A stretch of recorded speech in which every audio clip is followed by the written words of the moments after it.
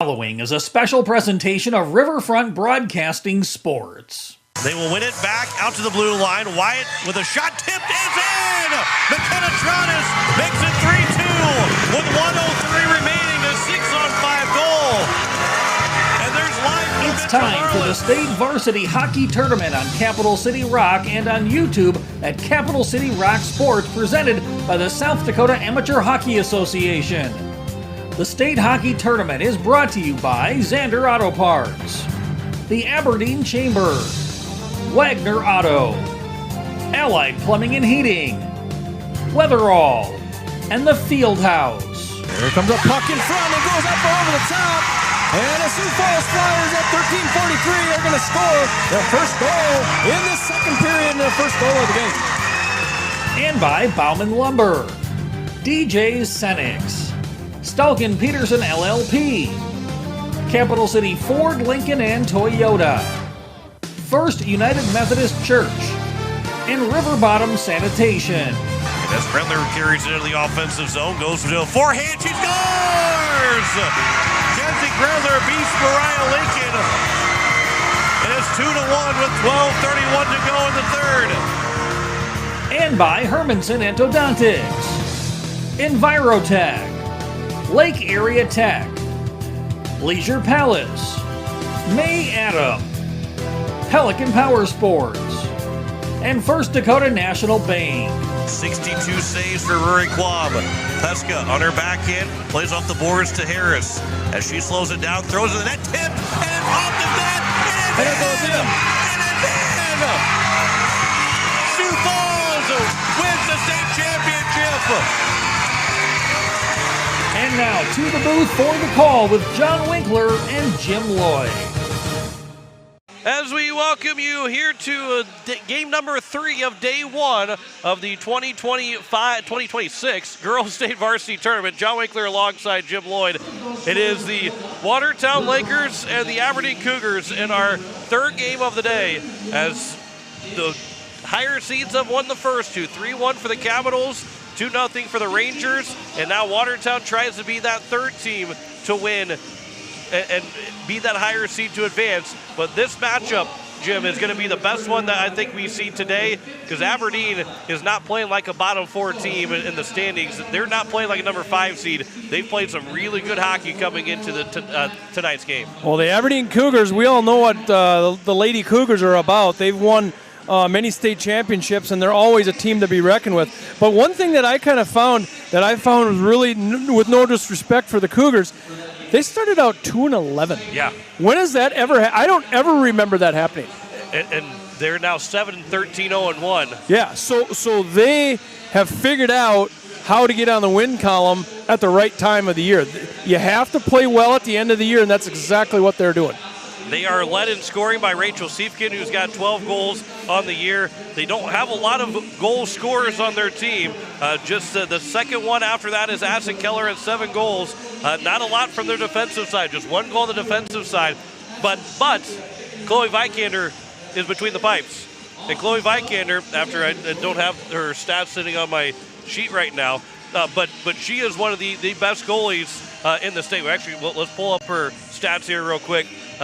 And on the YouTube as well. Chloe Vikander's got 7 wins and 2.73 goals against average, 903 save percentage. She is very, very good between the pipes. Well, we've called many games with Chloe Vikander in the net, and she's never disappoints. She's always there. She will give you a chance to win the game. She's a seasoned goalie that's been doing it a long time. And then on the side for the Watertown Lakers, Emma Schleitzner leads with 15 goals for the Watertown Lakers. They're another team that doesn't score a whole lot of goals, but they have Sloan Aller with 5 goals, Graceland Webb with 4, Lily Murray with 5. They're a team that maybe they don't score a lot, but they can still. Kira Reppy's got a 912 save percentage. They can stop pucks. They can play a low-scoring game and feel good about it too. Well, new coach Stephen Vanelli, he's taken this team over, and he's done some things with this team that we haven't seen before. I mean, we have Harper Hendricks, who's always been the forward that's pushed this team along for years. She's now playing defense, and it's a different look. I spoke to him just before this game, and he said that he likes her there because she pushes the defense up, whereas before he didn't have anybody to push the defense. So that's a nice change. And the other thing is that Kira Reppy's in the net, and she has split some time, but Nyla Vanelli, who's the other goaltender that split some time, she's now playing a forward, as Stephen Vanelli needs bodies to play forward, and she can, so she's skating out. Depth can go far away in this state hockey tournament. Watertown and Aberdeen coming up next here from the Mitchell Activity Center as we are into game number 3 of the first round of the state tournament. You're listening to the state tournament on Capital City Rock, and you're watching it on YouTube at Capital City Rock Sports. It starts with a little push, a hand to hold, and the courage to step onto the ice for the very first time. But somewhere along the way, you stop having a hand to hold. You find your edge, you find your grit, and you realize you are never skating alone. The future of hockey is waiting with South Dakota Hockey. Weatherall Roofing and Insulation is a family-owned business that has served Central South Dakota for over 25 years. Weatherall Roofing and Insulation specializes in metal roof restorations and flat roof repair. They also offer the highest quality insulation using closed-cell polyurethane foam and blow-in fiberglass. For all your roofing or insulation needs, make Weatherall your first choice. And remember, just foam it. The puck drops, the crowd roars. South Dakota hockey is in full swing. Capital City Ford is proud to support this year's state varsity hockey tournaments and celebrate the dedication, teamwork, and passion of every player on the ice. To all the seniors, congratulations on an incredible season. Whether you're heading off to college or staying close to home, we're here for all of your automotive needs. Stop by Capital City Ford in Pierre. We'll get you on the road to your next adventure. Capital City Ford in Pierre, driven by community, powered by you. Hockey fans, are you ready for power, speed, and precision on and off the ice? At Pelican Power Sports, we bring that same championship mentality to your ride. Whether it's snowmobiles, ATVs, motorcycles, jet skis, or UTVs, we service and repair them all to keep you in the action year-round. Pelican Power Sports, service and repair with a personal touch.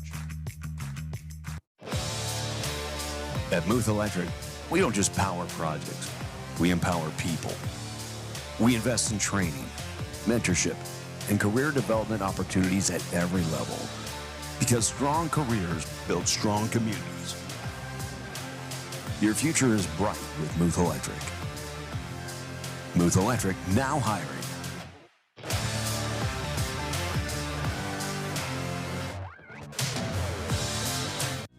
Do something to launch your future at Lake Area Tech. It's a living, working, thought-producing environment to help you level up in the workforce. Combined with hands-on training and real-world experience, you'll be ready to find a high-paying career you'll love right out of school, the way 99% of our graduates do.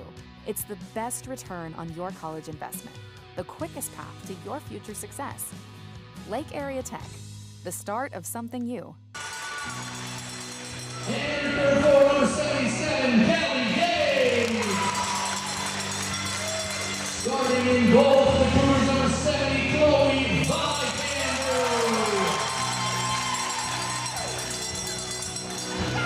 And for your hometown, Watertown Lakers. On D number 13, Shaylin Strikers.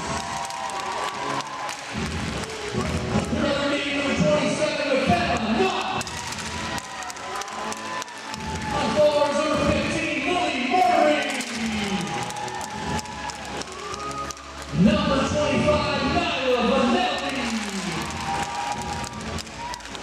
And your third for number 44, Emma Schuster. Starting in goal for the Lakers, number 24, Kira Reppy. National anthem has been sung. The rest, thank you so much, Justin Dallas, Reed Julius. So those starting lineups once again here for the Aberdeen Cougars. It is Rachel Siefkin, Olivia Sandvik, Callie Gage, Tori Fishback, and Kylie Herman. We got a little bit late to get you those starting lineups, but of course Chloe Vikander is in net for the Aberdeen Cougars.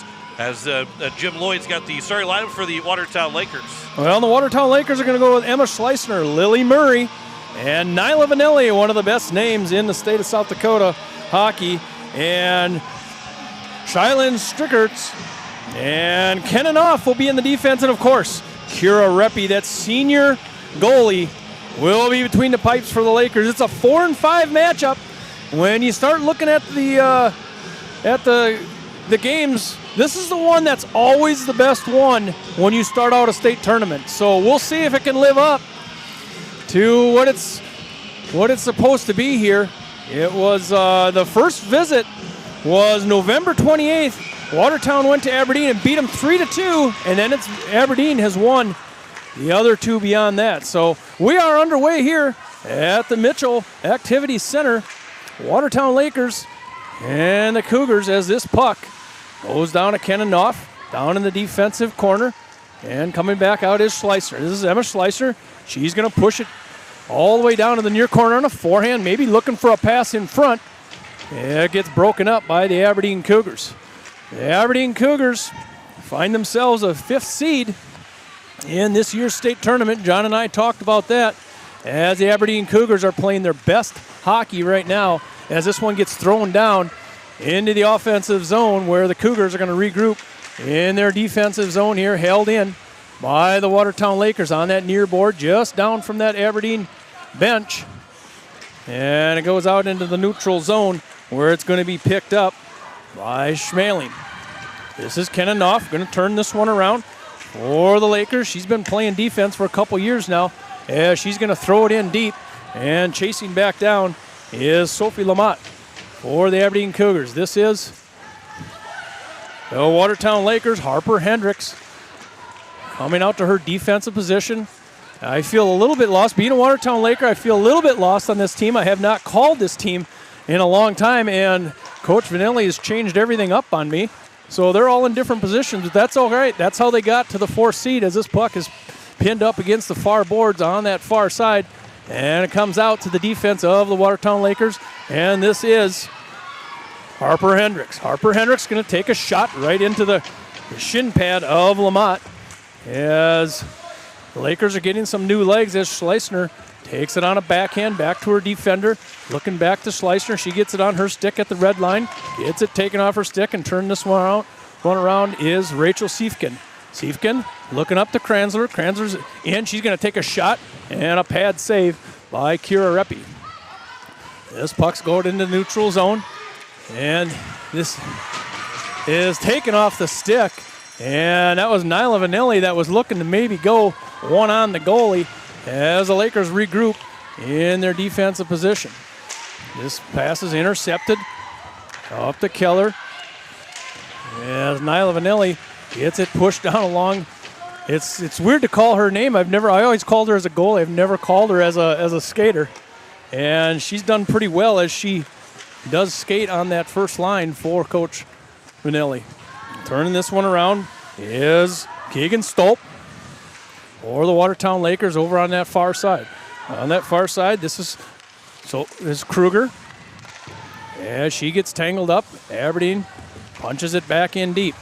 Watertown Lakers pinned in their defensive zone here, as now they get it out to the wing. This is Schleissner. Schleissner's going to get going. If they hurry up, they're going to go in 2-on-2.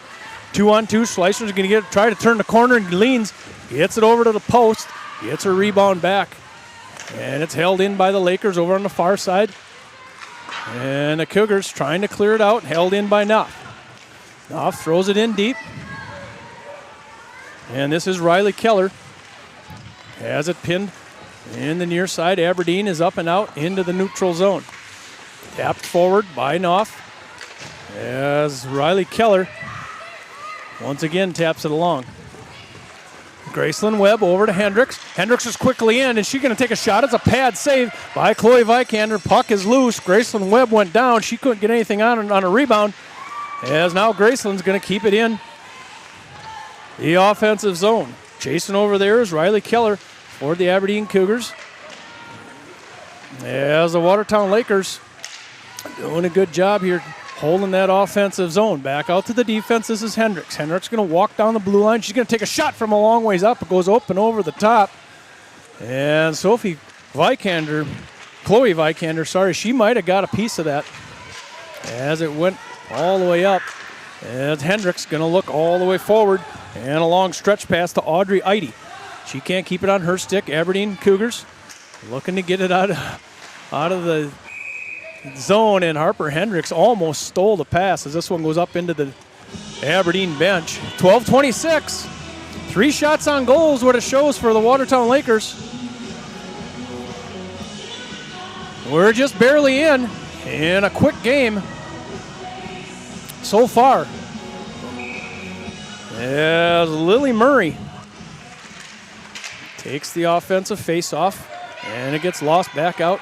Kinnonoff out into the neutral zone. Nyla Vanelli almost lost an edge as she's going to throw it down deep in for the Lakers. This is Strickers holding it in, going to push it down to the far corner. Nelly's over there, the first one there. Aberdeen Cougars on the far side. Schleissner puts a small hip check on an Aberdeen Cougar.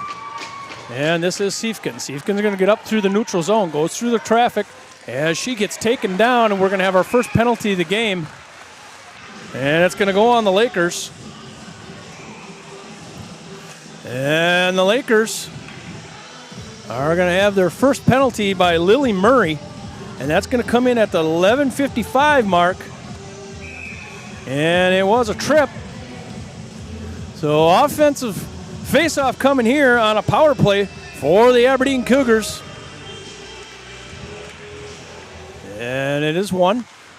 To Kranzler from her defensive position, going to push it down, centering pass, a lot of traffic in front, comes out of the zone.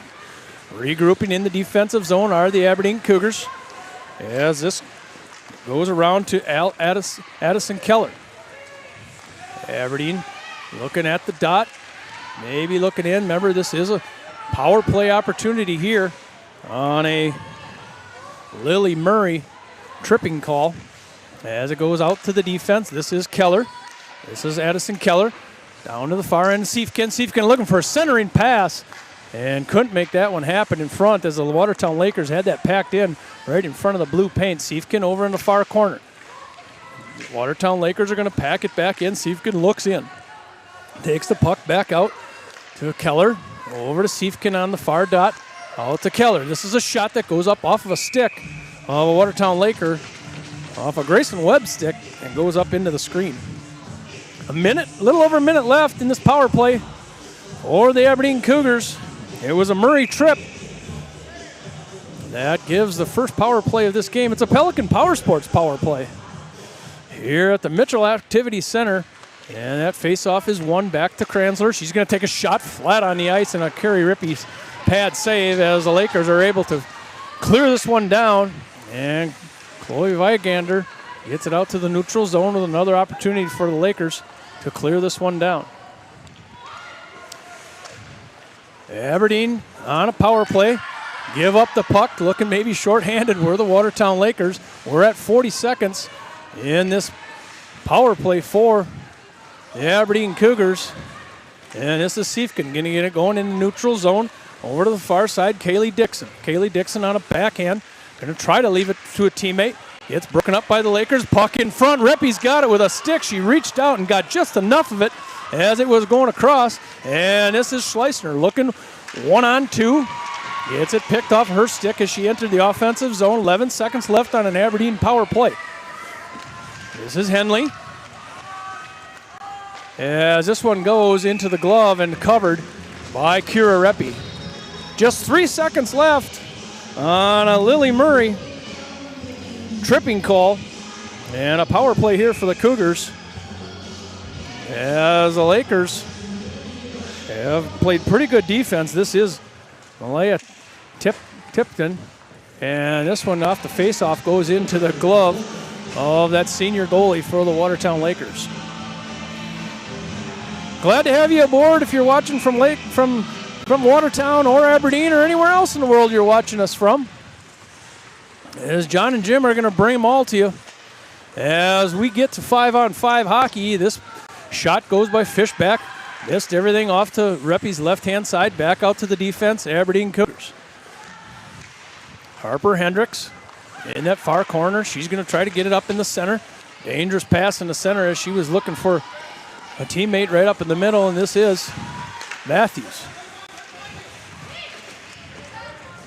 Allard gets taken off her stick.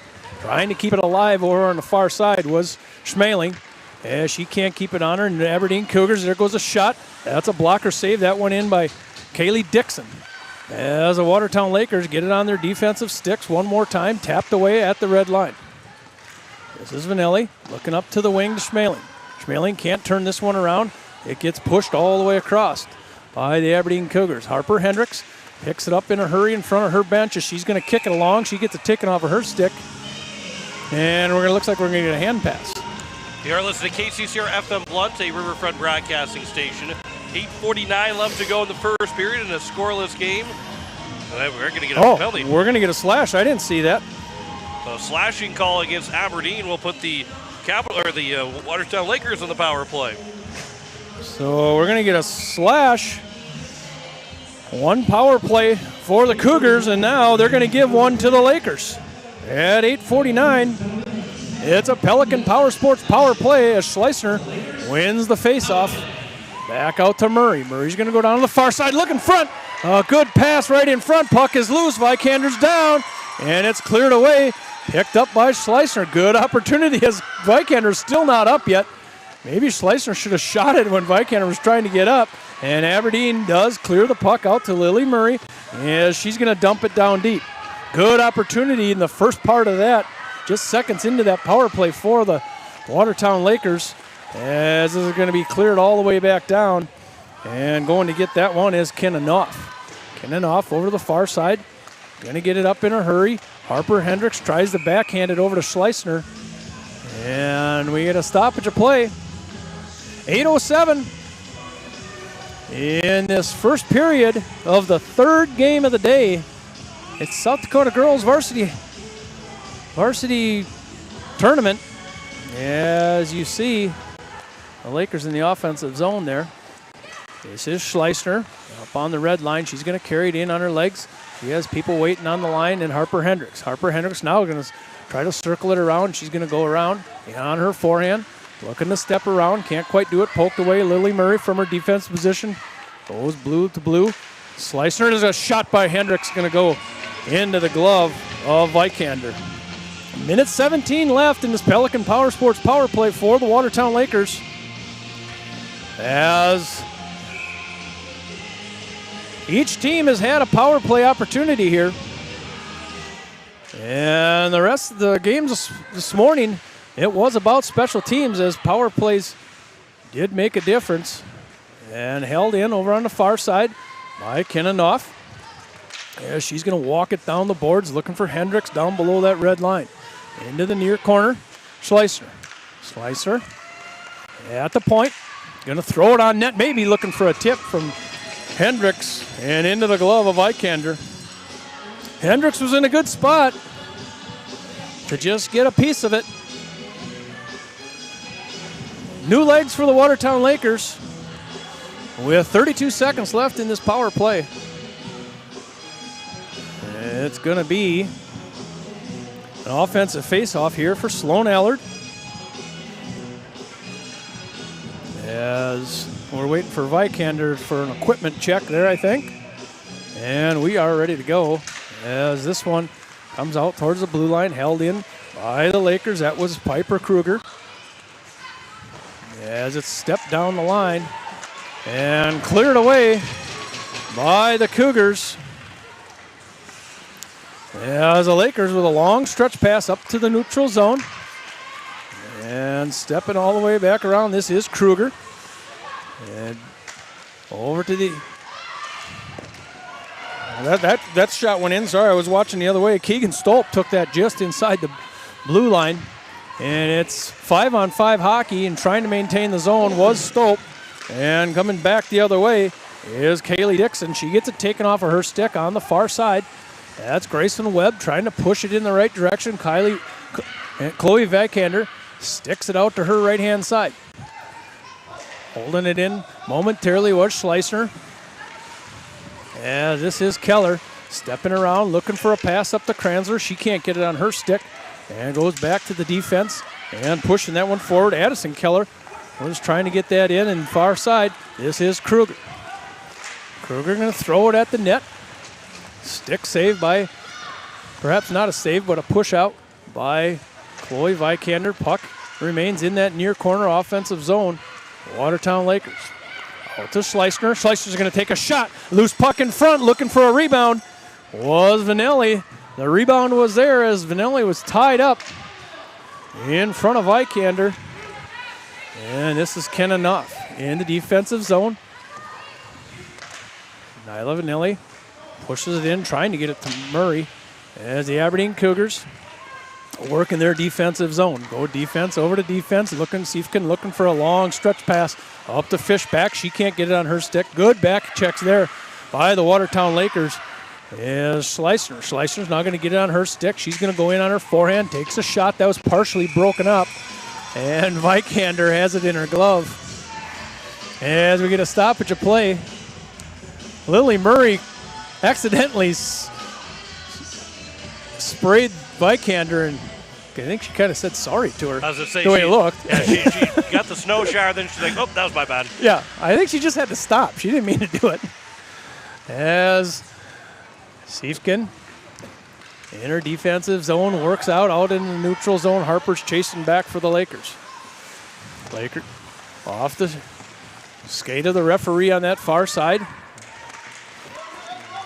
It's Molly Schmeling giving it up here, and this is Aberdeen Cougars who came in on a 2-on-1 and got it taken off their stick. Fishback holds it in momentarily there for the Cougars as the Lakers get it out into the neutral zone. Tapping it along on the far side was Riley Keller for the Aberdeen Cougars. Players go down. Harper Hendricks picks it up in a hurry and going to try to step around. He does get it around the defender, gets her rebound, pushes it up to the back of the net, and controlled by the Cougars in the defensive zone.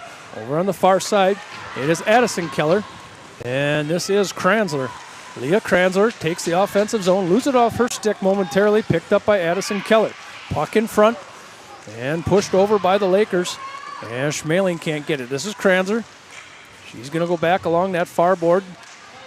Aberdeen Cougars back down to Kranzler, looking for a little room in their offensive zone. Busy sticks by the Lakers, 3:56 left in this first period. It's a state tournament. It's a 0-0 score. Watertown Lakers and Aberdeen Cougars. It's a 5th and 6th. As players go down on the far side, as Aberdeen can't seem to get anything going in their offensive zone. Not cleanly anyway. Now out into the neutral zone. This is Gage. Callie Gage tries to keep it moving as Schleissner picks it up. She's going to go in 1-on-2 on that far side. On her backhand, she's going to circle back around, looking for a centering pass, and a backhand is all they can get on it. That was Lily Murray. Can't get much on it in front as Callie Gage tries to get it up into the neutral zone. Now it does come all the way back to the defense of the Watertown Lakers. This is Siefken trying to get it going in the neutral zone and pushing it down in the offensive zone where Siefken takes it over for the Aberdeen Cougars. A pass intercepted by the Lakers. Chasing back again is Mackenzie Swisher as she's going to clear the puck all the way down as the Lakers, Kenna Nuff is going to start out back behind her own goalie. Kira Reppy looking for a pass to Schleissner, missed it out in the neutral zone as Schleissner stays with it. She's going to go in on her forehand, going to take a good shot and a nice stick save and up into the cage. As Emma Schleissner stayed with it, she lost it in the neutral zone and stayed with it and got a bullet. Another shot. 2:23 in this first period. It's a quick first period here from the Mitchell Activity Center. The Aberdeen Cougars are being outshot 12-3 right now, but the way they've been playing as of late, that's how they've been winning hockey games, is being outshot by quite a big margin and still winning games. They have not scored a lot of games. There's a shot in front. That was by Grayson Webb. Tried to get a backhand shot on a rebound. And Chloe Vikander's got it. But, yeah, the Aberdeen Cougars have not scored a lot of goals. And here's another one. Their defense, their entire defensive crew has scored 1 goal this year, which is really odd when you have Tori Fischbach, Kylie Herman back there. Those are gals that can usually score. And this is the Aberdeen Cougars coming in safely in the offensive zone.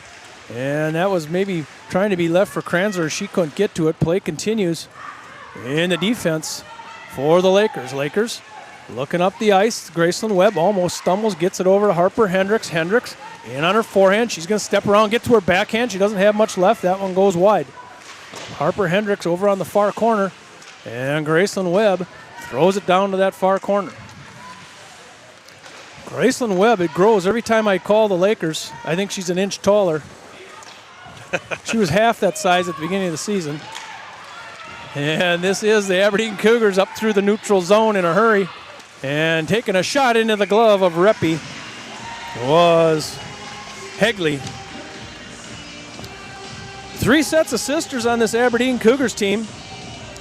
Kelly Gage, Addison Gage, and Addison Keller, and Riley Keller. That's 2 of them. As play continues, defensive zone here for the Lakers.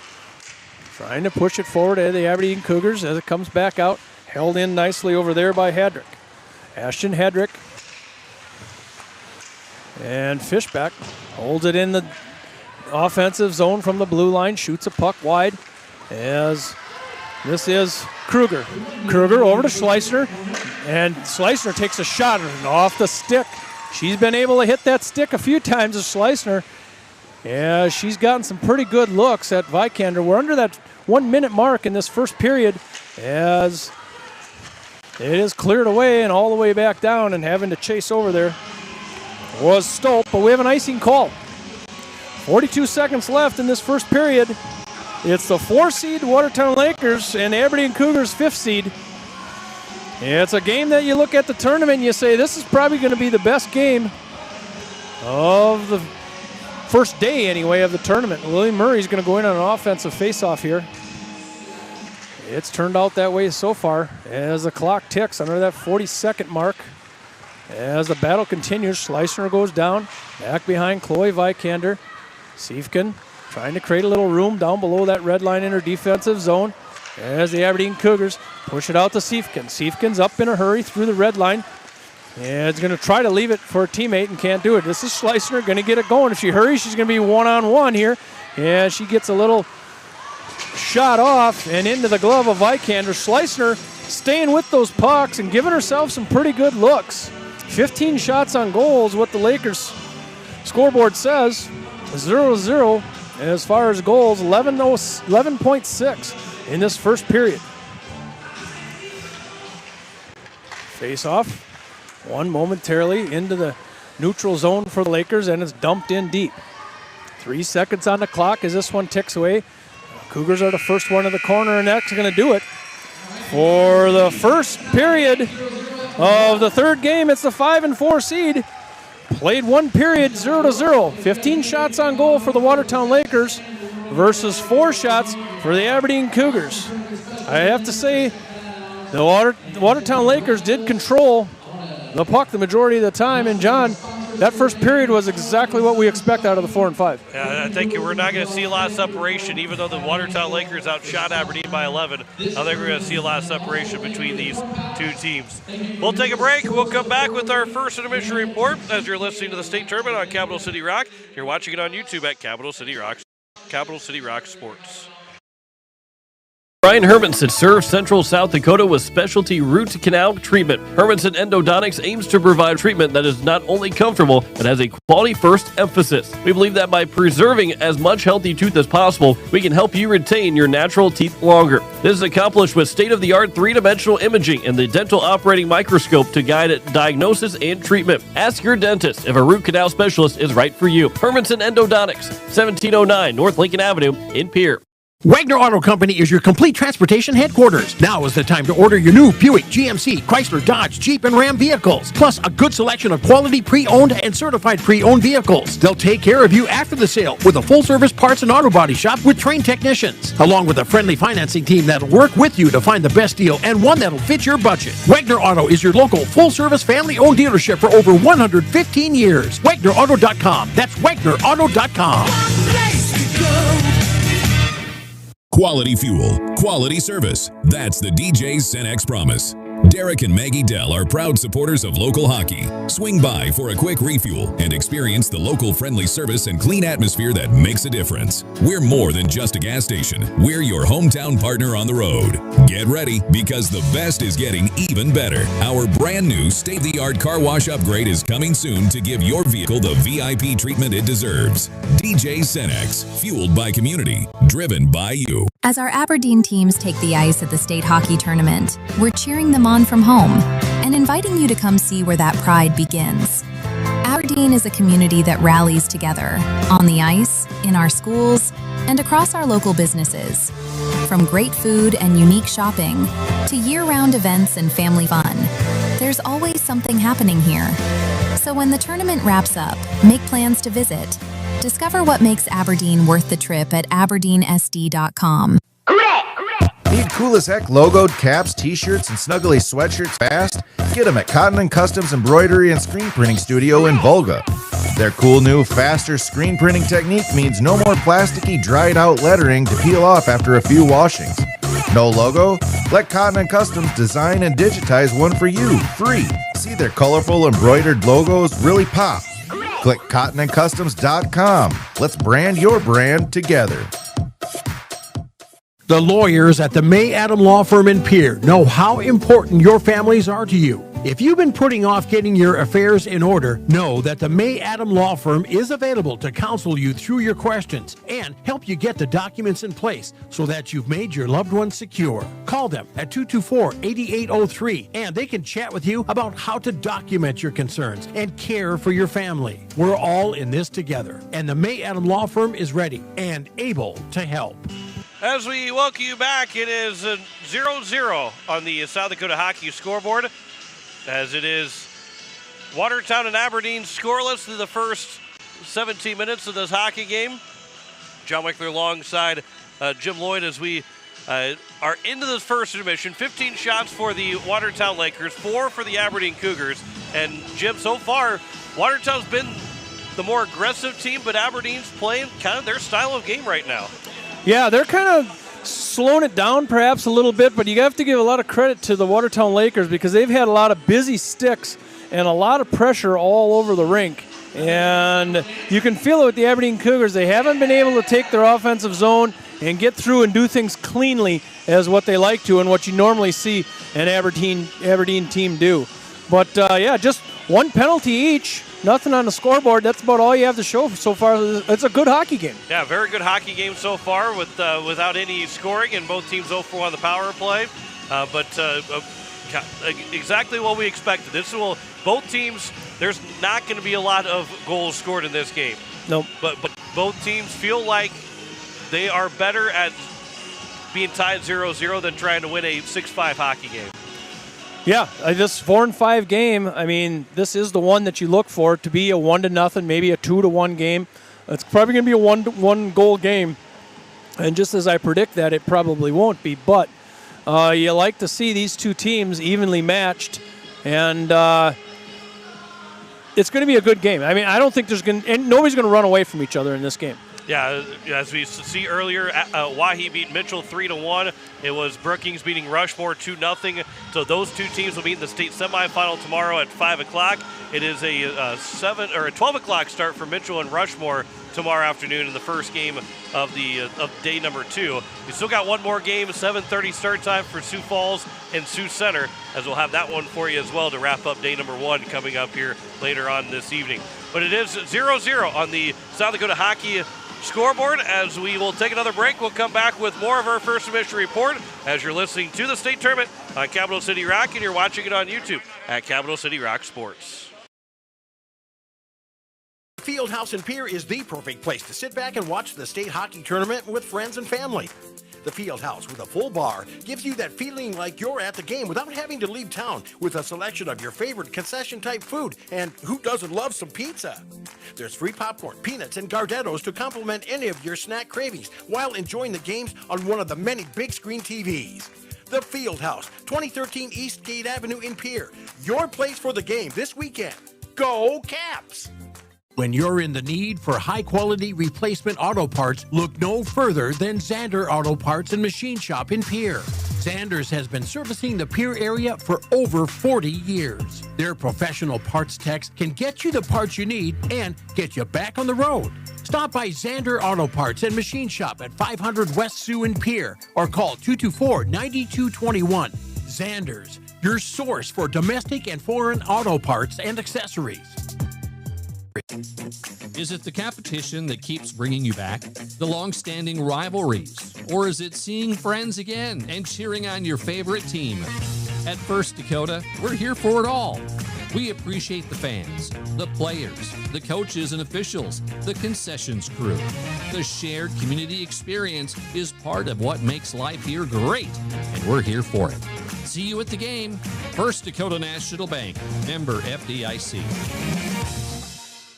When you're looking for quality trash pickup services, look no further than Envirotech. 6 days a week, their trucks are on the road picking up trash, even holidays. They're also the place to contact for recycling services. Their friendly, professional staff is ready to assist with weekly pickups or even special pickups. Check out the website at EnvirotechWaste.com. Envirotech is locally operated. Call 224-4804. Envirotech Waste Services in Pierre, proud to support high school athletics. Oh, shut the water off! Shut the water off! Oh, don't give me that look. I know you said to call Allied Plumbing and Heating. I read the instructions and I watched a couple of videos. I thought that I had this. Let me watch a couple more videos and I'll take care of it. Just go to your sister's. I'll have it fixed. Hello, Allied Plumbing and Heating. I need your help. You can rely on your allies at Allied Plumbing and Heating. 605-494-2001. Whether you're a pro contractor or a weekend warrior, your project deserves more than just a big box store. It deserves a local touch. At Bauman Lumber in Fort Pierre, we've been helping build South Dakota since 1996. From foundation to finish work, we carry everything. Lumber, trusses, custom cabinets, and windows. With over 150 combined years of experience, our team doesn't just sell materials, we provide the expertise to get the job done right. Stop by Bauman Lumber on Sail Barn Road or visit us at baumanlumber.com. Bauman Lumber, your local partners in building a better home. As we welcome you back, and it remains a scoreless tie as we getting close to the second period. As John Winkler alongside Jim Lloyd, it is a 0-0 tie between Watertown and Aberdeen. In our third game, the winner will advance to the state semifinal, where they will face either Sioux Falls or Sioux Center at 7:30 tomorrow night. Otherwise, whoever does not win this game will be playing for their season at 2:30 against the team that falls in the Sioux Falls Sioux Center game, which that is number 1 versus number 8. That'll be coming up at 7:30. Jim, this is our third game of 11 this weekend, third game of 22 overall, as we'll have all the girls and the boys state tournament, 6th straight year on Capital City Rock and on YouTube at Capital City Rock Sports to bring all 22 varsity state tournament games to you, again, for the 6th straight year. That's 66 games, right? Well, 68 now. Well, it'd be 22 times 5. So we've had over 100 of those games. Oh, yeah, we have over 100. Yeah. Yeah, that's good math. That's good math. Yeah, but for the girls' state tournament, yes, we're going to be looking up to, this will be somewhere close to 60 games right now. Right. Yeah, yep. but it is 58 games. We have game 58 for the girls' state tournament. Well, and we've been lucky to see these state tournaments. We see them every play, every shift. We get to know all the girls, of course, throughout the season, and then even better in the state tournament.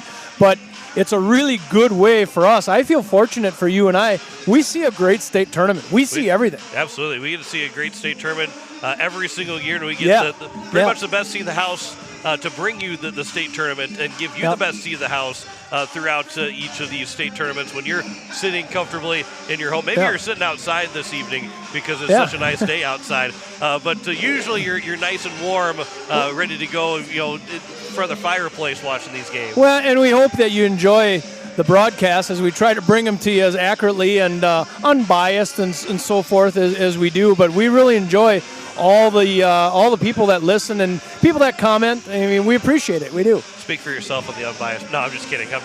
Well, there's there's an Oahe announcer that, that's all right though, John. That's all right. You have to be hometown just a little bit. You love your hometown, right? Just a little bit.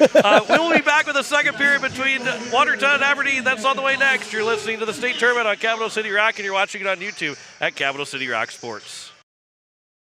Jason from Leisure Palace. Spring is closer than you think, and now's the time to plan your backyard upgrade before the rush hits. We have beautiful new patio furniture arriving daily, built for comfort and durability, along with stunning fire tables to keep your space cozy and warm. Also, make this the year you invest in relaxation and wellness with a new spa from Hot Springs, Caldera, or Free Flow Spas. And if you're ready to warm up and feel better right now, our saunas are in stock and ready to go. Proudly serving the entire state of South Dakota, and remember, we guarantee the lowest prices. Leisure Palace, pool, spa, and patio, creating your perfect escape.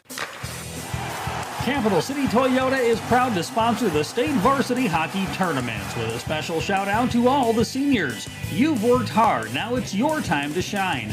Just like a championship team, we bring the funnest car buying experience in South Dakota. Find your perfect new or pre-owned ride today. Good luck to all the teams and seniors from Capital City Toyota.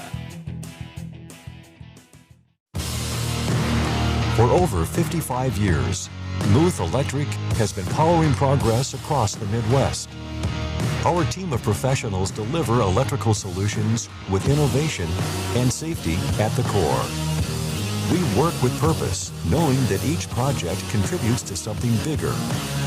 Muth Electric, a partner in building a brighter future since 1970.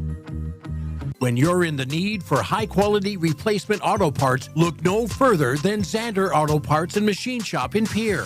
Zander's has been servicing the Pierre area for over 40 years. Their professional parts techs can get you the parts you need and get you back on the road. Stop by Zander Auto Parts and Machine Shop at 500 West Sioux in Pierre or call 224-9221. Zander's, your source for domestic and foreign auto parts and accessories. Hello, I'm Pastor Jeff Lathrop of Pierre First United Methodist Church, and I'd like to invite you to join us in person for worship on Sunday mornings at 8:30 a.m. or 11 a.m. You can also join us on Facebook Live or on KCCR 1240 a.m. or 98.9 FM for our Sunday morning broadcast at 11 a.m. Come worship with us at First United Methodist Church, where you will find open hearts, open minds, and open doors. It starts with a little push, a hand to hold, and the courage to step onto the ice for the very first time. But somewhere along the way, you stop needing a hand to hold. You find your edge, you find your grit, and you realize you are never skating alone. The future of hockey is waiting with South Dakota Hockey. As we welcome you back, a lot of shouting going on in the crowd here at the Mitchell Activities Center. John Winkler alongside Jim Lloyd as we are heading into the second period between the scoreless Watertown Aberdeen contest. As the Cougars, the 5 seed, they're looking for the upset. Yeah, it's that 4-5 game, like we knew it would be. And the Aberdeen Cougars have not been able to get a lot going. Just 4 shots on goal, and not as clean as what they usually are. But we'll see. You know, that can be corrected in the locker room. And I'll correct myself also, as the Kellers are not sisters. I assume they are. I said there's 3 set of sisters, and the other sisters that I didn't say was the Herman sisters, Kylie and Hadley. Now they're probably sisters. Are you sure? They are until we're corrected. But I do apologize to the Kellers, as they're not sisters. I bet they get that more than once. I bet so too. And you hope that they're close enough that they're pretty much sisters. Yeah. A lot of my cousins too. They always think that they're my brothers, and we're close enough we probably could have been brothers. as it is both teams making their way back out on the ice. Again, it's going to be 5-on-5 to get us going here in the second period. As Chloe Vikander made all 15 saves in net, Kira Reppy had to make just 4 saves in net in this first period. But I also think that the MO of Aberdeen this year is not so much, hey, we got to get a lot of shots on goal. We just got to play good hockey. And it doesn't matter if we're being outshot by 15, 20, 30. If we find good shots on goal, at some point, quality shots, we're going to be able to win a hockey game because we've got one of the best goalies in the state.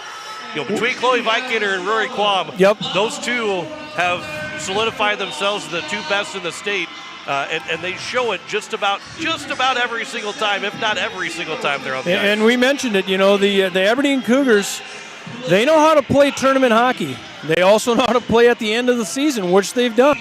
They started out with not such a good record, and here they are, 5th seed in the state tournament. And we are underway as this puck gets turned over to the Lakers. And the Watertown Lakers in their defensive zone now. That is Jalen Strickert trying to keep it alive as it's held in. There goes a shot on, and Kara Rippey is going to see her first shot. Maybe they're not going to give it a shot. It was maybe outside the crease, but nonetheless, she's got it in her glove. Stoppage of play. Just seconds in to this second period here at the Mitchell Activity Center. We've had fun here so far today. Well, we still got another game to go. Yeah, as the Aberdeen Cougars work below that red line, a centering pass broken up by the Lakers as it's held in momentarily. And the Lakers trying to get it up to Schleissner. That was Manelli as Schleissner keeps it alive. Over to Knopf. Knopf over to the far side, up to red line for the Lakers. This is Schleissner. Emma Schleissner puts the brakes on just inside that blue line. And good pressure by Riley Keller, the non-sister. Aberdeen trying to break it out as Watertown Lakers. That is Schmeling over on the far side. I'm sorry, Strickers holds it in. This is a shot that goes a little wide. That was by Schleissner. Stick save nonetheless as the Watertown Lakers looking for a centering pass. Can't get that to go as Knopp pinches down. And this is Stricker's going to circle back around her defensive zone, trying to create a little space. Puck trying to come up to Schleissner. She couldn't get it on her stick. And Kenna Knopf keeps it alive in the neutral zone. Lakers find themselves in the neutral zone again. This is Shaylin Stricker. She's going to turn the puck over, and it's going to go off the pad of Kira Reppy. As a mishandled puck and another puck in front. Kira Reppy is there. A loose puck in front. Gives 2 quick shots to the Aberdeen Cougars. And this is Siefken. Siefken in the offensive zone.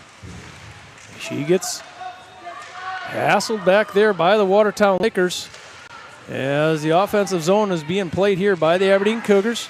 As the Lakers, this is Allard, Sloan Allard, brings it across, leaves it for Lily Murray. That's a shot that gets broken up.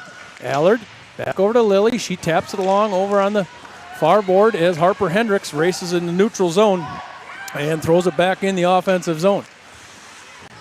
This is Siefken up across the red line. She's been a little quiet compared to the way she normally plays. She's going to leave it for a teammate at the blue line. That pass is broken up. We're going back the other way for Vanelli. Nyla Vanelli. She doesn't get a shot. Looks like she was going to take a shot. Didn't feel comfortable taking it on her forehand. Gives it up to Harper Hendricks. In the corner, Hendricks throws it in. And over on the far side, Lakers playing down below that red line. Puck out to Lily Murray. Just inside the blue line. She's going to take a shot in traffic. A lot of traffic. A high stick hit the crossbar. Signal was up as that one goes off the crossbar. And Lily Murray in her defensive zone. Going to stop behind the goalie. She normally plays a lot of defense for the Lakers. Schleissner up the far board to Hendricks. Hendricks going to step around. Going to push it up to Schleissner. She can't get on her stick. Now she gets one piece of it as one of the Aberdeen Cougars flew into the offensive zone. And that was Fishback. Play continues as Murray throws it down deep in the offensive zone. Chasing over there is Kaylee Dixon. As she runs into her own player. Could probably get called for a checking on your own player on that one, as we're quickly up into the offensive zone. This is Olivia Sandvik. And that one gets pushed forward by Callie Gage and covered by Reppy. 13:05 in a scoreless game. Second period here from the Mitchell Activity Center. Here's that first opportunity that should be coming in. That was turned over, and Reppy had to make a quick save. And we can't even get you all the other replays that have come through. We got that post shot that we got to get that replay up. Turned around here by Riley Keller in the neutral zone. Aberdeen Cougars in the offensive zone, not cleanly, as it gets kicked around and pushed up to that blue line. Held in there by Riley Keller, now pushed down all the way deep on that far side. Watertown Lakers, this is Alyssa Matthews. Trying to get it going with her legs and up and out of the defensive zone. Puck in front, a loose puck in front, and Reppy's got it. It was just an errant puck that ended up going in the middle. Looking at the replay right now that hit the crossbar, and that shot, when that shot came in from the point. That was from Murray, I believe. Got it right off the post, and somehow didn't go in. Rachel Siefkin goes in on the offensive faceoff, and she wins it out to the defense, and a puck in front, and sucked up by Reppy. 12:26 in this second period. Right now we're seeing it's a one shot on goal for the Lakers in this second period, 6 shots on goal already for the Aberdeen Cougars. So, the Aberdeen Cougars talked about it at the period break to put the puck on net, and that's exactly what they've been able to do thus far. Comes out to the neutral zone. Siefkin keeps it alive in the neutral zone, and it's pushed up to Gage as she's going to backhand it in and all the way down to the far corner. Chasing over there is Kinnonoff. It's going to come all the way over to Keegan Stolp. Pushed forward. Nobody there for the Aberdeen Cougars, and it's cleared out by the Watertown Lakers. It is going to go on net, so there's no icing called. That is picked up by Riley Keller. Looking for a long pass up and out of the zone, and she gets it in the neutral zone. I thought we were out sides, and we were. As the Cougars a little anxious to get in the offensive zone. It's still a 0-0 game from Mitchell.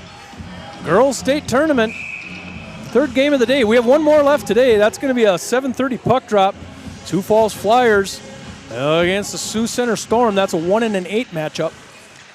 That's going to come at 5 o'clock. We'll go on the air. 7:30. Did I say 5 o'clock? 7:30. We'll go on the air 15 minutes before puck drop as the Cougars take the offensive zone.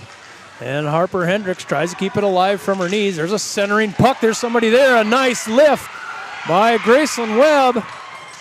And Gracelyn Webb might have saved the day there as the Aberdeen Cougars, I believe that was Tipton. She was point blank with Reppy. And what a stick lift. Watch the stick lift coming right there. Right there to lift the stick. Still got a shot away anyway, and Reppy made a fantastic save to keep that thing out. Ooh, that's a big defensive play. That's one to circle back on as we get late in this hockey game. Offensive face-off there. That was won for a while there by Dixon. And play continues in the far corner. Lakers going to try to push it around in their defensive zone. And now up to a wing. This is Schleissner. Schleissner and Murray. Schleissner going to keep on her backhand. She's going to look for a little pass in front. As teammate tries to get it back to her. Deep in that offensive zone. Puck tied up over on that far corner. Watertown Lakers, this is Kenna Knopf. And can't hold it in. Harper Hendricks from her defensive position going to fast enough to get over to the far side as she's going to turn it around. That's the one nice thing about Harper Hendricks at defense. She can cover a lot of ground if somebody else has a problem or if her partner has a problem. And this puck is Kaylee Dixon down deep in her offensive zone, taken off of her stick. And there goes a shot up into the glove. That shot was by Mackenzie Swisher. Not much on it. A pop fly off the glove of Reppy. Lakers, if they hurry, are going to go in 3-on-2. And this is Schleissner on her backhand. Going to try to leave it there for Murray. She can't keep it on her stick. Players go down as Schleissner goes back to help out Murray. Schleissner looking at the red line. Throws it all the way back out. Maybe looking for Schmeling coming across the blue line. Goes over to the far side. And out of the zone. That puck is stuck just barely into the neutral zone. Cleared away here by the Aberdeen Cougars in their defensive zone. They're going to create just a little bit of room up through the neutral zone come the Aberdeen Cougars. Murray sliding over to pick it up. As she's going to retreat back. Now she's going to take a turn up and going to fling it all the way down. That is going to be an icing call as there was nobody to pass to. And Murray, I think, just wanted to get off the ice. As the Lakers caught a little bit late on a shift. It is that second period, you know, and you can get stuck. You can get stuck in your zone. Period of long ice. It is the period of long ice. Third time we've said it today. And how many more times are we going to say it? We got one more today. One more today. We can't stop after 3 games. We got to say it for all 4 at least. That's right. Everybody will know after a while. As this one gets thrown in by the Aberdeen Cougars. Lakers pushing it around their defensive zone up the near board. As Sandvik's got a hold. One of the Lakers, puck in front.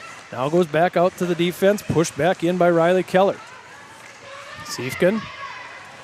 High between the dots. And it's blocked away in traffic. This is Piper Kruger. Piper Kruger's going to go down in the near board. Going to carry him it all the way back around over on the far side. Piper Kruger, she wears that number 23 for the Lakers. She had an older sister that played several years ago, Sophie. As the Aberdeen Cougars look to go in 2-on-2. This Kranzler takes a shot off the stick of Harper Hendricks and up into the net. 8:37 left in a pretty good game here in the second period. If you like a lot of scores, this is the wrong one to be watching. But if you like a good hockey game, it's been a good one. 17 shots on goal for the Lakers, just 11 for the Aberdeen Cougars, as they had just 4 shots on goal at the end of one, so they have found the goalie. Offensive face-off here. One over to the Lakers on that far side. That's Keegan Stolp. Yeah, loose puck. Trying to get something on that one was Addison Keller.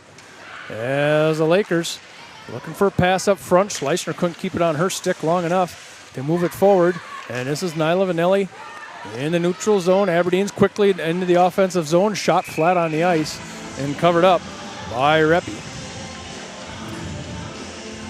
Kira Reppy, she's the lone senior on this team. So the Watertown Lakers coming in a 4th seed. You might have to get used to it. I think Watertown would love to see that 4 seed to go to a 3 seed, 2 seed, and maybe even a 1 seed for the next couple of years. As this faceoff is won by the Lakers in their defensive zone. Now the puck is pinned over in that far corner. Trying to get a centering pass and do. This is Schleissner. Schleissner's going to go in. Nyla Vanelli on her left side.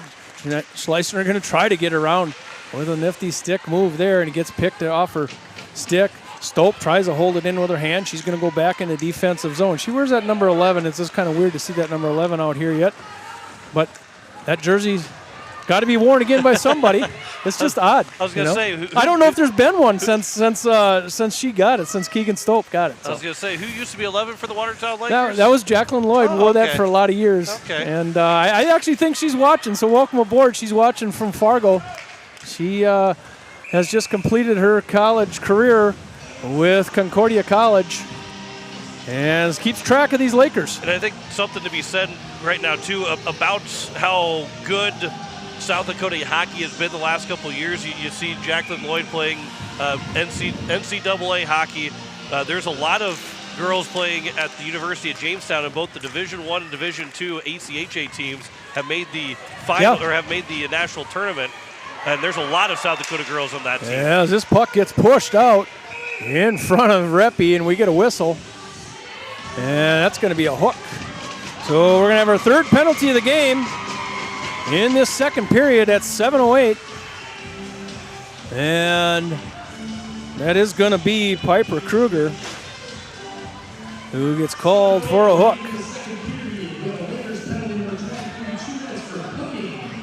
So the Aberdeen Cougars are going to go on a power play.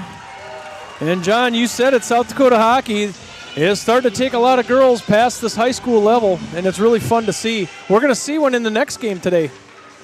As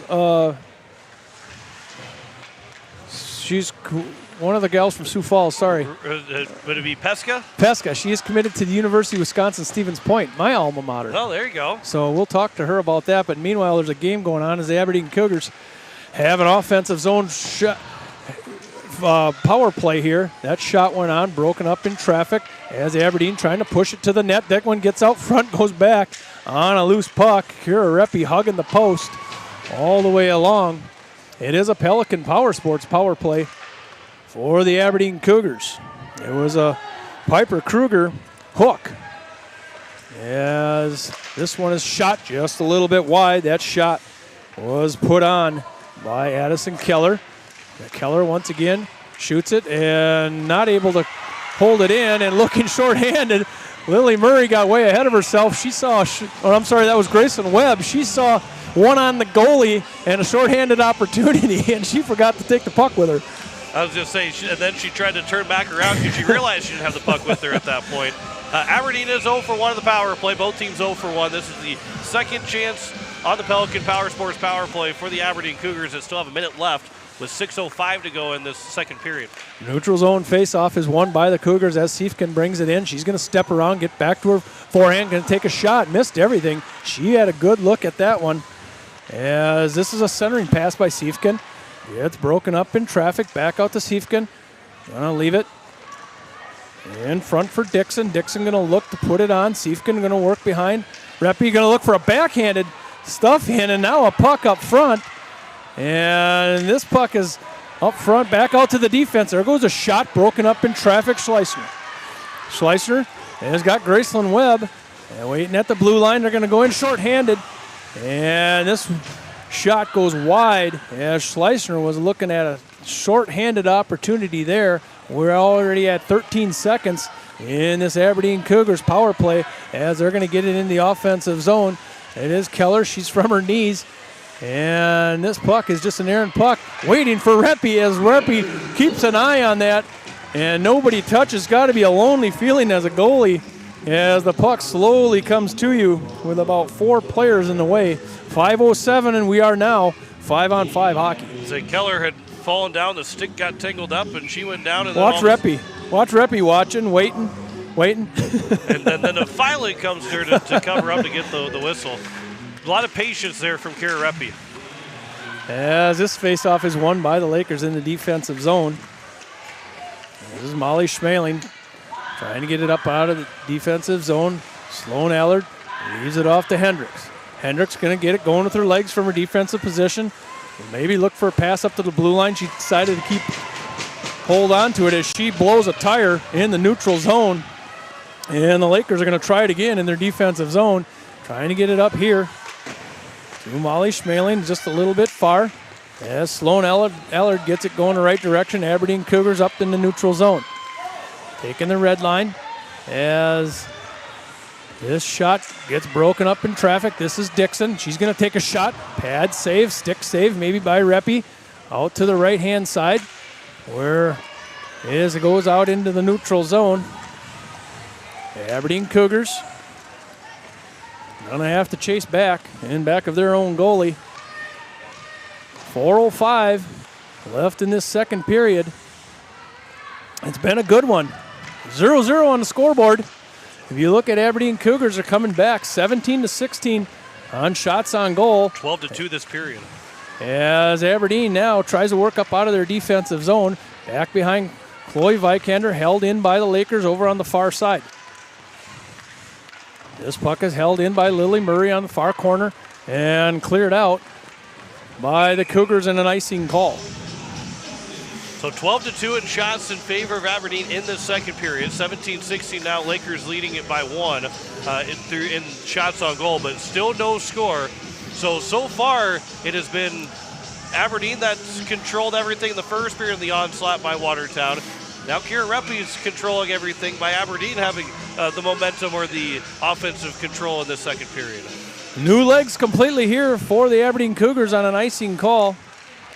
As the Lakers, it goes down to the far side and picked up there by the Watertown Lakers in their defensive zone, held in by the Cougars, and a shot goes on, a bouncing puck off the stick of Reppy. Harper Hendricks quickly up through the neutral zone, taking the offensive zone, puts the brakes on a forehand. Now she decides to put it down deep along that board, and Rachel Siefken pushes it up and out of the zone. Over on the far side, Schleissner steps around. Siefken playing defense along with Sadvig. Puck trapped over in that far corner as the Aberdeen Cougars, and Sadvig tries to get to it. That's Olivia Sadvig, and held in by the Watertown Lakers. And Siefken passes it up to Sadvig. She can't hold it. Goes back to the defense of the Lakers. Harper Hendricks, long stretch pass, broke up by Siefken, and now goes up to the neutral zone. Murray's there to keep it going in the right direction. Schleissner can't get it cleanly into the offensive zone. Going back the other way is Kranzler. Kranzler trying to step around. Harper Hendricks gets pushed off the puck. And Murray's going to go in 1-on-2, maybe 1-on-3, takes a shot, misses everything off to the left-hand side of Chloe Vikander. Puck is left in the defensive zone for the Aberdeen Cougars. Picking up there is Riley Keller. Riley Keller with a pass up to the wing, went all the way in front of her own goalie. A dangerous pass as it gets held in by the Lakers behind the net in the near corner. This comes back out to Stope. Stope steps around for a defensive position, takes a good shot. Vikander gives up a rebound. Nobody there for the Lakers, and it's cleared away by the Cougars. As Keegan Stope races along that far side, leaves the puck up into the neutral zone, picked up by Aberdeen Cougars on the red line. Trying to push it in is Callie Gage. Turns it back over to Stope. Stope on that near side, trying to get it up out of the defensive zone. Siefken keeps it in, and it's put in by Aberdeen Cougars. Puck in front. Nobody's got it. I thought maybe Reppy had it for a second. We're under 1 minute in this second period. It's the Watertown Lakers and Aberdeen Cougars. No score. Gracelyn Webb looking for a pass over on the far side. Couldn't quite get it over there to Knopf, and she's going to control it in that far corner offensive zone here for the Lakers. We're at 40 seconds in this second period as the Cougars try to get it up out of the defensive zone, held in by Knopf. Lily Murray walking the line as we get a whistle. And it must be an offsides call as that puck was being bounced around right in front of that Watertown Laker bench. And I'm assuming that the puck went out and right back in. A little hard for us to see right down in front, nor was I looking. Neutral zone face-off. Lily Murray, 29 seconds left in the second period. And it's won by the Lakers, and that gets taken in by Alyssa Matthews. She's going to get a shot away and into the glove and a cover by Chloe Vikander. 21 seconds left in a 0-0 game. Look at the shots on goal, 19-17. The Aberdeen Cougars had 4 shots on goal. After the first period. Yeah, they've got 13 here in this second period. They've been the much more aggressive team in the second, but still, from either side, nothing to show for it. As the Aberdeen Cougars in the neutral zone get taken off the puck. And we're down to that 8-second mark with a centering pass up to Lily Murray. She gets it caught in her jersey, kicks it along the blue line, over on the far side and cleared away. And that's going to do it for the second period. Not a whole lot to report on the score sheet, 0-0 at the end of 2. 1 Laker penalty that came in at 7:08. And that's the way we're going to go into the third period. We will come back, have our second intermission report. That is on the way next as you're listening to the state tournament on Capital City Rock and on watching on YouTube at Capital City Rock Sports. Is it the competition that keeps bringing you back? The long-standing rivalries? Or is it seeing friends again and cheering on your favorite team? At First Dakota, we're here for it all. We appreciate the fans, the players, the coaches and officials, the concessions crew. The shared community experience is part of what makes life here great, and we're here for it. See you at the game. First Dakota National Bank, member FDIC. River Bottom Sanitation, your locally owned waste management company serving the Pierre and Fort Pierre communities. Contact River Bottom Sanitation for your residential and commercial pickups. Now River Bottom Sanitation is your source for all your roll-off needs. River Bottom Sanitation in Pierre and Fort Pierre. Give them a call for pricing at 605-222-1120. River Bottom Sanitation. That's 605-222-1120. Oh, shut the water off! Shut the water off! Oh, don't give me that look. I know you said to call Allied Plumbing and Heating. I read the instructions and I watched a couple of videos. I thought that I had this. Let me watch a couple more videos and I'll take care of it. Just go to your sister's. I'll have it fixed. Hello, Allied Plumbing and Heating. I need your help. You can rely on your allies at Allied Plumbing and Heating. 605-494-2001. Whether you're a pro contractor or a weekend warrior, your project deserves more than just a big box store. It deserves a local touch. At Bauman Lumber in Fort Pierre, we've been helping build South Dakota since 1996. From foundation to finish work, we carry everything. Lumber, trusses, custom cabinets and windows. With over 150 combined years of experience, our team doesn't just sell materials, we provide the expertise to get the job done right. Stop by Bauman Lumber on Sale Barn Road or visit us at baumanlumber.com. Bauman Lumber, your local partners in building a better home. Hi, it's Jason from Leisure Palace. Spring is closer than you think, and now's the time to plan your backyard upgrade before the rush hits. We have beautiful new patio furniture arriving daily, built for comfort and durability, along with stunning fire tables to keep your space cozy and warm. Also, make this the year you invest in relaxation and wellness with a new spa from Hot Springs, Caldera, or Free Flow Spas. And if you're ready to warm up and feel better right now, our saunas are in stock and ready to go. Proudly serving the entire state of South Dakota, and remember, we guarantee the lowest prices. Leisure Palace, pool, spa, and patio, creating your perfect escape. Hello, I'm Pastor Jeff Lathrop of Pierre First United Methodist Church, and I'd like to invite you to join us in person for worship on Sunday mornings at 8:30 a.m. or 11 a.m. You can also join us on Facebook Live or on KCCR 1240 a.m. or 98.9 FM for our Sunday morning broadcast at 11 a.m. Come worship with us at First United Methodist Church, where you will find open hearts, open minds, and open doors. As we welcome you back, it is the end of the second period, and there still is no score on the South Dakota Hockey scoreboard. Between Watertown and Aberdeen, the 4-5 matchup. Somebody's got to score a goal before we get to our last game of the day. Somebody has to score. John Winkler alongside Jim Lloyd. But the second period, the first period belonged to Watertown when it was the Lakers that outshot the Cougars 15-4.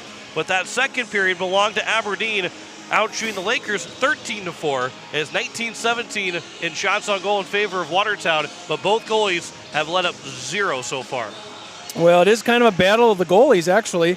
You know, if you look at it, both of these goalies have been on their game. It was Vikander the first period, Reppy the next one. I mean, they're just doing it for their team, trying to keep this thing as close as we can, and it doesn't get any closer at 0-0. But I don't know. Can this thing end 1-0? Well, it might. It's possible. That first goal might be the only goal. We got 17 more minutes, then we can't say the first goal is going to be the only goal. Yeah. You're listening to KCCR FM Blunte Riverfront Broadcasting Station. Again, John Winkler alongside Jim Lloyd as this is Game 3 of day number 1. And again, we have one more game today. The White Capitals beat the Mitchell Marlins 3-1 earlier in the first game. It was Brookings over Rushmore 2-0. And now it's 0-0 through 2 periods between Watertown and Aberdeen. And then it's Sioux Falls and Sioux Center in the 1-8 matchup coming up at 7:30 tonight. And then we will have day 2 officially set after we get done with Sioux Falls and Sioux Center. But we'll know the 3 semifinalists after this game concludes. But nobody's got the upper hand right now. Aberdeen's 0 for 2 in the power play. The Watertown Lakers 0 for 1. The only penalty in the second period, Piper Kruger had called for a hook. And everything is, I mean, that's all the stats. Other than saying how good the goalies have been, Kier Reppy stopped 17 shots. Chloe Vikander stopped 19 shots. And then we talk about how many power plays each team has had. That's all the stats we can tell you about. That's it. You know, some people will call it boring. But it's if you like a lot of goals, yeah, you say it's boring, but it's a good hockey game. Both of these teams, neither one of them want to give. They come in at 4-5, so they're automatically matched up evenly when they come into this thing, and they're playing just like that. Well, you look at the standings that finish out the regular season. Watertown finished at 8-13 with 16 points. Aberdeen was 7-13-0-1. They're separated by just 1 point difference. That 4 through 8, it was a mad rush to the end of the regular season. Sioux Center, who finished in 8th place, had they won their last couple games, they would have found themselves at number 4. At Watertown, if they didn't win their last couple games, they could have found themselves at number 8. It was Sioux Falls, Brookings, and Owyhee knew they were going to be 1, 2, and 3. Yep. But nobody had any idea going into last week who was going to be 4, 5, 6, 7, and 8. And these two teams landed the 4-5 matchup, and they have been very, very good. It's been very fun to watch these two teams play in the 4-5 game. Well, the Watertown and Aberdeen are both teams that have played well at the end of the year, and like you had talked about, it came down right to the end, and Lakers did what they had to do, and so did the Aberdeen Cougars to get in this 4-5. It's all about how you play at the end of the year. It is 0-0 on the South Dakota hockey scoreboard. We will come back and have more of the Second Intermission Report coming up after this here on Capital City Rock and on YouTube at Capital City Rock Sports. Weatherall Roofing and Insulation is a family-owned business that has served Central South Dakota for over 25 years. Weatherall Roofing and Insulation specializes in metal roof restorations and flat roof repair. They also offer the highest quality insulation using closed-cell polyurethane foam and blow-in fiberglass. For all your roofing or insulation needs, make Weatherall your first choice. And remember, just foam it. It starts with a little push, a hand to hold, and the courage to step onto the ice for the very first time. But somewhere along the way, you stop needing a hand to hold. You find your edge, you find your grit, and you realize you are never skating alone. The future of hockey is waiting with South Dakota Hockey. When you're looking for quality trash pickup services, look no further than Envirotech. 6 days a week, their trucks are on the road picking up trash, even holidays. They're also the place to contact for recycling services. Their friendly, professional staff is ready to assist with weekly pickups or even special pickups. Check out the website at envirotechwaste.com. Envirotech is locally operated. Call 224-4804. Envirotech Waste Services in Pierre, proud to support high school athletics. The Fieldhouse in Pierre is the perfect place to sit back and watch the state hockey tournament with friends and family. The Fieldhouse with a full bar gives you that feeling like you're at the game without having to leave town, with a selection of your favorite concession-type food, and who doesn't love some pizza? There's free popcorn, peanuts, and Gardettos to complement any of your snack cravings while enjoying the games on one of the many big screen TVs. The Fieldhouse, 2013 East Gate Avenue in Pierre. Your place for the game this weekend. Go Caps! The puck drops, the crowd roars. South Dakota hockey is in full swing. Capital City Ford is proud to support this year's state varsity hockey tournament and celebrate the dedication, teamwork, and passion of every player on the ice. To all the seniors, congratulations on an incredible season. Whether you're heading off to college or staying close to home, we're here for all of your automotive needs. Stop by Capital City Ford in Pierre. We'll get you on the road to your next adventure. Capital City Ford in Pierre, driven by community, powered by you. Need cool as heck logoed caps, t-shirts, and snuggly sweatshirts fast? Get them at Cotton & Customs Embroidery and Screen Printing Studio in Volga. Their cool new, faster screen printing technique means no more plasticky, dried-out lettering to peel off after a few washings. No logo? Let Cotton & Customs design and digitize one for you, free. See their colorful embroidered logos really pop. Click cottonandcustoms.com. Let's brand your brand together. As we welcome you back, it is 0-0 on the South Dakota hockey scoreboard. One more game today, as it will be Sioux Falls and Sioux Center, as my bracket that didn't update fully after the second game was done. As I got the Capitals and the Marlins in the right spot, but I did not get a chance to get Brookings and Rushmore in the right spot. Although the Capitals and Marlins weren't in the right spot, they hadn't been moved during the Brookings Rushmore game. Somehow they got better after the game was over with. And if you're looking at it, Brookings goes to the right, Rushmore goes to the left. And then the winner of this game will go to the right, the loser will go to the left. That's the way the bracket works. And then those 4 teams on the left side will have to win their games tomorrow to keep their season alive and to have an opportunity to play in the Constellation Championship on Saturday.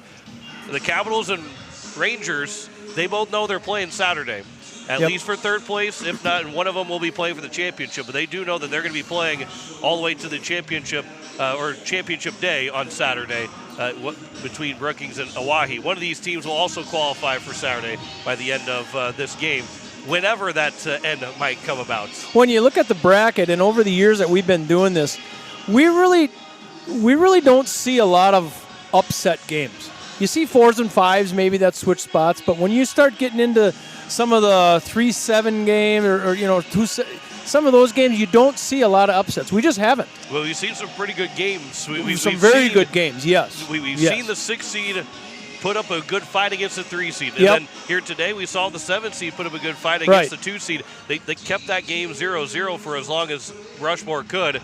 Obviously, Brookings is showing why they're the number 2 seed. Yeah. But you see these. It's not a foregone conclusion that we don't maybe see upsets, but it's not a foregone conclusion that the higher seeds automatically going to win. Those lower seeds put up really good fights in that first round. Yeah, they sure do. We've seen a lot of great games. I mean, you look back at some of the games over the years, and again, like we've talked about, this is the best seat in the house. You just can't watch a tournament from a better venue than what we get to do it. The score is tied 0-0 between Watertown and Aberdeen. When we come back, it is the third period. As you're watching the state tournament, you're listening to the state tournament at Capital City Rock, and you're also watching it on YouTube at Capital City Rock Sports. Fuel, quality service. That's the DJ's Cenex promise. Derek and Maggie Dell are proud supporters of local hockey. Swing by for a quick refuel and experience the local friendly service and clean atmosphere that makes a difference. We're more than just a gas station. We're your hometown partner on the road. Get ready, because the best is getting even better. Our brand new state-of-the-art car wash upgrade is coming soon to give your vehicle the VIP treatment it deserves. DJ Cenex, fueled by community, driven by you. Do something to launch your future at Lake Area Tech. It's a living, working, thought-producing environment to help you level up in the workforce. Combined with hands-on training and real-world experience, you'll be ready to find a high-paying career you'll love right out of school, the way 99% of our graduates do. It's the best return on your college investment, the quickest path to your future success. Lake Area Tech, the start of something new. Stolken Peterson LLP has been your local CPA firm for over 40 years, offering tax preparation, bookkeeping, payroll, and consulting services. If your business, farm, or ranch needs professional, accurate, and reliable services, we are your firm. Our clients are our #1 priority. If you need a higher level of accounting service, give us a call at 605-224-5828. That's Stolken Peterson LLP, 222 East Missouri Avenue in Pierre. Wagner Auto Company is your complete transportation headquarters. Now is the time to order your new Buick, GMC, Chrysler, Dodge, Jeep, and Ram vehicles, plus a good selection of quality pre-owned and certified pre-owned vehicles. They'll take care of you after the sale with a full-service parts and auto body shop with trained technicians, along with a friendly financing team that'll work with you to find the best deal and one that'll fit your budget. Wagner Auto is your local full-service family-owned dealership for over 115 years. WagnerAuto.com. That's WagnerAuto.com. As our Aberdeen teams take the ice at the state hockey tournament, we're cheering them on from home and inviting you to come see where that pride begins. Aberdeen is a community that rallies together on the ice, in our schools, and across our local businesses. From great food and unique shopping to year-round events and family fun, there's always something happening here. So when the tournament wraps up, make plans to visit. Discover what makes Aberdeen worth the trip at AberdeenSD.com. Hockey fans, are you ready for power, speed, and precision on and off the ice? At Pelican Power Sports, we bring that same championship mentality to your ride.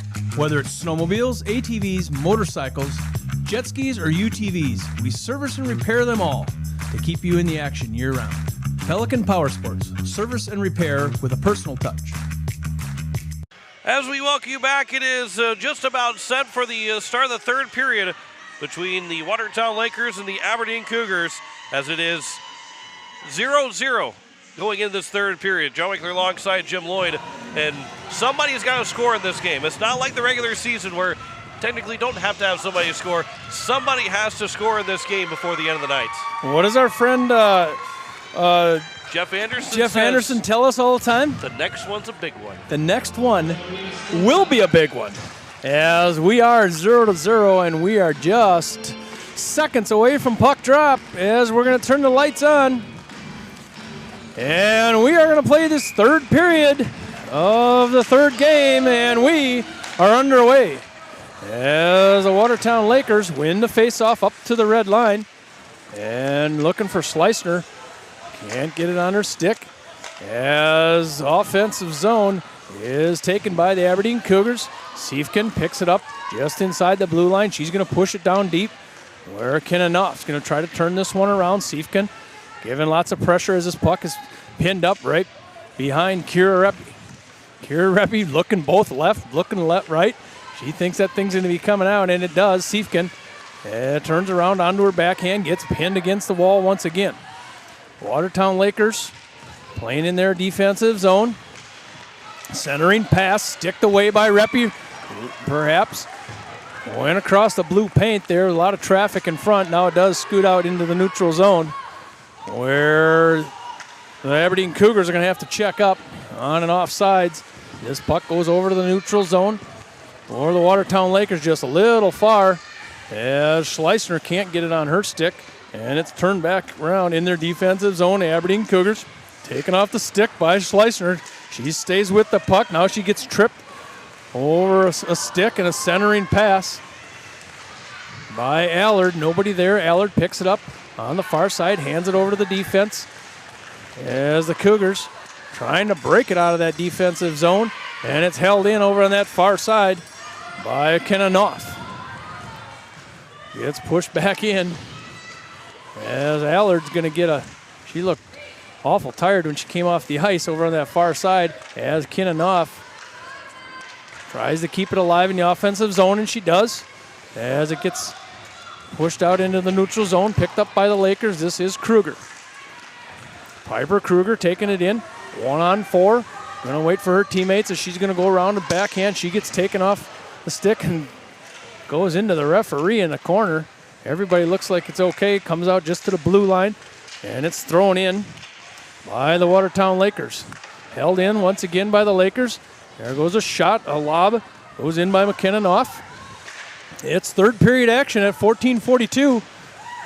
The Lakers holding the zone thus far, as this battle continues right in front of that Aberdeen bench. And Hendricks comes out. She couldn't get it to the right spot of her stick where she could take a shot. Goes all the way across, and it's picked off by Addison Keller. No, I'm sorry, that's Fishback. She's going to take it in. There's a shot right into the glove of Kira Reppy. Fishback made a really good defensive play, too, because Harper Hendricks, if she had been able to turn the corner, no one was there, she was going to be wide open, or Fishback just didn't get a piece of it. Yep. She was going to be ready to take a quick shot on her forehand, but Fishback pushed it to the corner and to the wall away from Harper Hendricks. Lots of defensive play, good defensive play being played by both of these teams as it gets held in the offensive zone for the Aberdeen Cougars. Over on the far side, Lakers trying to break it out. This is Vanelli pushing it along. Back to it, defenders of the Aberdeen Cougars as Vanelli gets it pushed in the right direction. Schleissner's there. And Harper Hendricks holds the zone with her feet. And she goes down on the blue line. And this is Siefken. She gets it taken off her stick by Schleissner. She's trying to come out of the zone. Now comes up to that scores table, Lily Murray. Siefken pushes it deep in her defensive zone over to the far side for Sophie Lamott. And we're going to get an offsides call, as that one must have came out of the blue line. We're going to have a face-off coming here in the neutral zone. 13:31. The next one will be a big one, as we have a 0-0 tie in this one. Shots on goal are dead even, 19-19. The Aberdeen Cougars had 4 shots on goal at the end of the first period. So they have come on as they get into the offensive zone, and it's pushed around by Audrey Eide. And the far side, this is Addison Keller. She runs it all the way to the backboards, and now Kranzler into the corners, over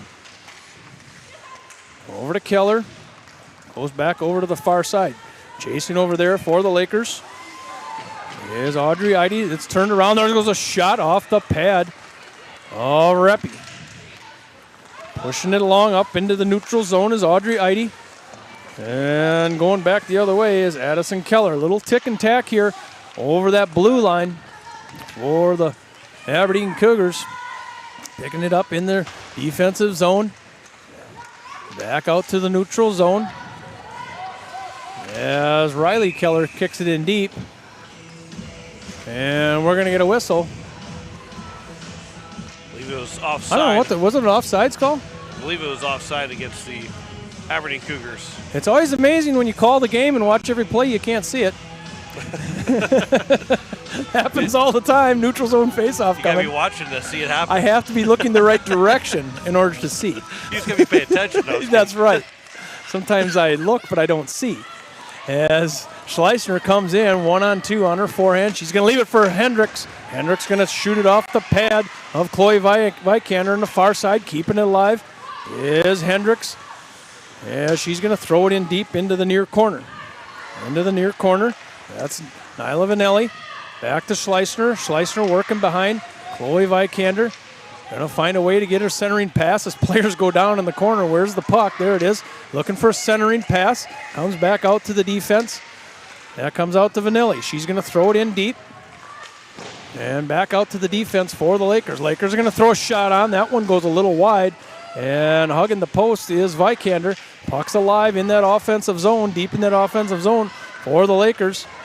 Into the near corner, pinching down for the Lakers is Matthews. Out and all the way down. It was touched along in neutral zone, and maybe she didn't touch it. I thought maybe Ashton Hedrick touched it in the neutral zone, and the referees say she didn't. We're going to have an offensive zone face-off here for the Lakers. 11:27 on the clock. It's a scoreless game. Both those shots, the first one just barely missed, and then that second one was offline by just a moment, or just a little bit too. But Vikander did a really good job of protecting that post on that near side. Riley Keller keeping it alive in her defensive zone, now out into the neutral zone. That's Hagley. Harper Hendricks races up. She's got the offensive zone. She's going to go in 1-on-3. Gets it taken off of her stick. Lakers playing in that offensive zone. They've done a nice job in the offensive zone this game. As it now comes out to the neutral zone, Graceland Webb keeps it alive on a backhand. Over on the far side, neutral zone. Gets pushed back to the defense of the Aberdeen Cougars. The Aberdeen Cougars. This is Kaylee Urlacher working behind her own goalie. As it goes out to the neutral zone and into the defensive zone for the Lakers. As neutral zone play continues here. Back over to the far side. Lakers are going to dump it in deep. Lakers are going to go get a change, but we're going to have an icing call as the Lakers did not get the red line. 10:27 here at the Mitchell Activity Center. It's the third game of the day. John and I are going to bring you one more. It is going to be the Sioux Falls Flyers at a #1 seed, Sioux Center Storm at the 8th seed, and that's going to happen at 7:30 puck drop. So you stick around for one more. We've got 10 minutes left in this one in a scoreless game, and it is broken up by the Lakers. That's Nyla Vanelli going to push it all the way back down. Aberdeen Cougars working up out of their defensive zone. This is held in by the Lakers. Shaylin Strickers. She can't keep it on her stick. There goes a shot into the 5-hole. And I think Emma Schleissner saw something there as she shot it at the 5-hole. And Emma thinks maybe she should have scored that one. Get a quick look at. Watch this close up right there. As a shot goes on there by Shaylin Strickers. As the Lakers dump it down deep in their offensive zone. First one over there is Schleissner. As Kranzler is able to get it out and free the puck, and it was touched along. They say it wasn't, and it's an icing call. Offensive faceoff coming again for the Lakers to the right-hand side of Chloe Vikander. It's been a good game. 22 saves for Chloe Vikander, 20 so far for Kira Reppy. So if you like goalie play, you're watching the right game. Lily Murray on an offensive faceoff. Kranzler gets a little piece of it. It's held in by the Lakers. Lakers held in over on the far side. Schleissner back out to the defense. Held in momentarily by McKenna Knopf. Out to the neutral zone. Racing over there is Shaylin Strickers. This puck is a loose puck in front. Nobody had it. 3 bodies were going after it as it was coming down on Kira Reppy. And now circling around is the Aberdeen Cougars. Puck in front, broken up in traffic by the Lakers. Offensive play here by the Aberdeen Cougars. This is Kaylee Dixon in that far corner looking for a pass. Neutral zone pass and a pop fly to Kira Reppy. And a stoppage of play at 9:07. New legs everywhere for both teams in a 0-0 game. You have to almost believe it's going to be a loose bouncing puck. That's going to be the difference here. As Rachel Sifkin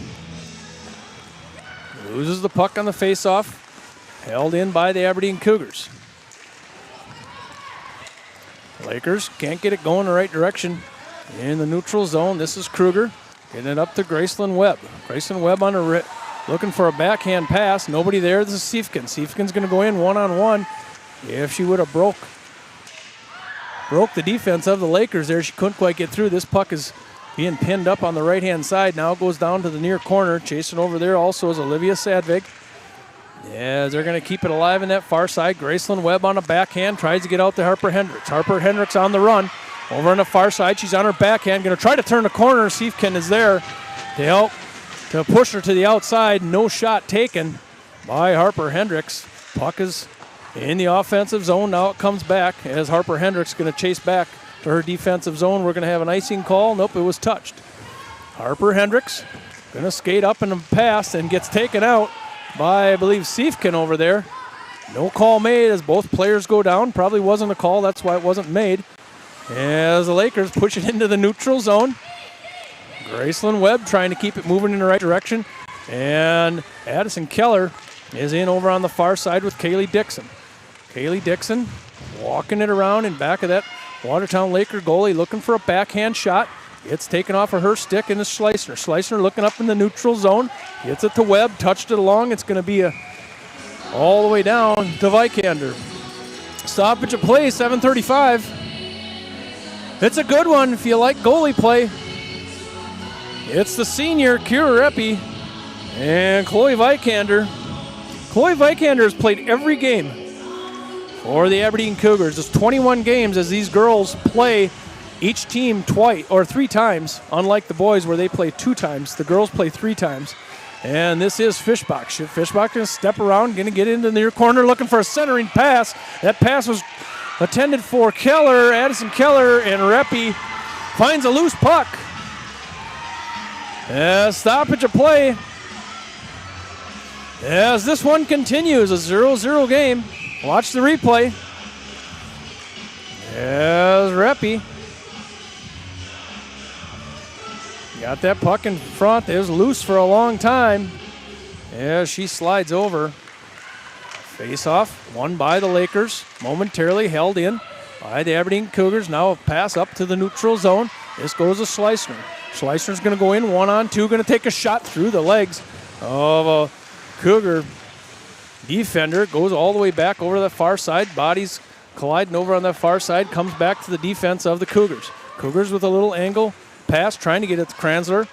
And goes to Stope for the Watertown Lakers. Lily Murray back over to Stope. Yeah, she's going to get it going in the neutral zone. Nice poke check there by Kranzler. Schleissner picks the puck up. She's going to go in with her legs. 1-on-4, going to take a shot. And just a little lob into the glove of Vikander. We're ticking down, 6:37. No need to panic, either team, but boy, either one of these teams, you can say you need one at a 0-0 game. Next one might win it. I mean, The next one might win it. We talked about a 1-0 game. We're getting down to it where the next one could very, very much so win it. That's the way it's starting to look at this pace as the Aberdeen Cougars get to the neutral zone. Harper Hendricks in a hurry. Comes into the offensive zone. She goes down trying to keep it alive as she got into the offensive zone and it gets taken into the Aberdeen Cougars bench. It's going to be an offensive face-off here for the Lakers. Gracelyn Webb's going to step in as this is won by the Aberdeen Cougars. This is Hagley. She's going to get it deep in her offensive zone. It goes all the way back around where Alyssa Matthews is going to get it going for the Lakers up into the neutral zone. These teams go in and out of the neutral zone like the wind. As the Aberdeen Cougars are in 2-on-1, pass over to the other side. Not able to handle that pass was Hagley as she got it off her skate. We're going back the other way. Sloan Allard in a traffic, gets it taken off her stick. Going back the other way by Siefken. This is Rachel Siefken going to take a shot. Blocker. Saved there by Reppy. Back out to the defense on the far side. And held in just for a moment. This is Schleiser. Schleiser's going to go in 1-on-3. She gets it taken off her stick. Tries to keep it alive in the neutral zone and does. As they're going to push that one along. Up on the far side. That was Strickers, who tried to push it in the right direction, and the Lakers are going to have to chase back. And an icing call. So we get an offensive face-off. These face-offs become important in a 0-0 or a tied-up game. Win a few face-offs in the end of the game. It can make a big difference, especially if you're facing off in your offensive zone. Possession hockey will become important here. As this face-off is won by the Lakers in their offensive zone, pushed in deep, down to that far corner. Looking for centering pass, broken up in traffic for the Lakers. As Kranzler, and that is a hand pass, as she pushes it up. If she would have been in the defensive zone, it would have been okay, but she hand passed it out to the neutral zone to a teammate. That was a textbook hand pass. Yeah. 5:03 left to go here in this third period. Hand passes are legal if you're in your defensive zone. And Schleicher steps in on her offensive face-off. Gets it off to the outside. That is Lily Murray. And the Aberdeen Cougars trying to work it up out of their defensive zone. Lily Murray finds a loose puck. Shoots it just off to the side of Chloe Vikander. Aberdeen tries a slap shot it out of the zone, and pushing it along is Kaylee Dixon. Kaylee Dixon, they're going to go in 2-on-2. Kranzler's on her right-hand side, a loose puck in front. Reppy's got it. Again, Aberdeen goes in hard to see if there's a rebound chance, especially with 4:38 to go now in this third period. You're going for any type of break that you can get. Whether you're forcing it or not, you're trying for any chance that you can get a break to go your way. Leah Kranzler was the one looking for just one bounce and didn't get it, as Kira Reppy was able to hold it in tight. The offensive faceoff here for the Cougars, the right-hand side of Reppy. That puck is taken out by the Lakers. Lakers traveling around into the neutral. I'm sorry, I was looking the other direction. That was Alyssa Matthews racing it out of the zone as Harper Hendricks going to go to the bench. She lost her stick, and the Lakers were in for a second. Gracelyn Webb is now back out to the neutral zone, and this is Olivia Sadvig. She's going to go in traffic on the far side, centering pass, nobody there. Lakers defense pick it back up as you get it over to the Lakers bench, and kicking it along is Kenna Knopf, and picked up behind her own goalie was Riley Keller. She gets upended by the Lakers, and Keller's going to try it again as it gets picked off once again by Knopf. Lakers doing a good job, not really holding the zone, but also allowing the Cougars not to really get anywhere. As play goes back and forth with no possession by either team at this point. Rachel Siefken going to turn it around. She's going to put the brakes on and get it up to the neutral zone once again. nothing clean for either team. It goes back of Kara Rippey, that Watertown goalie. It's a 0-0 game. Now we're getting to that 3-minute mark. So now you start to push. Somebody's got to score a goal here as this one goes all the way back across on the far side for the Lakers. Lakers pushing it up to Schleissner. She's in 3-on-2. Nice play there by the Cougars. That was Callie Gage breaking up a 3-on-2. Puck in front, and a shot goes off to the side, and Schleissner missed a good opportunity there as Vikander was a bit out of position. And the Lakers had a good look at it there, did Schleissner. As the Aberdeen Cougars, you can start to feel the tension as we approach that 2-minute mark in a 0-0 game. This is Dixon. Dixon's going to go in. 1-on-2 or 3, gets a look, and off the post, off the glove maybe, and hurrying over is Rippey. I didn't know if she was going to get there. She got all the way across. As this one is kicked along as the Lakers get to clear the puck out. It is going to be an icing call. See how close Emma Schleissner was to getting that goal.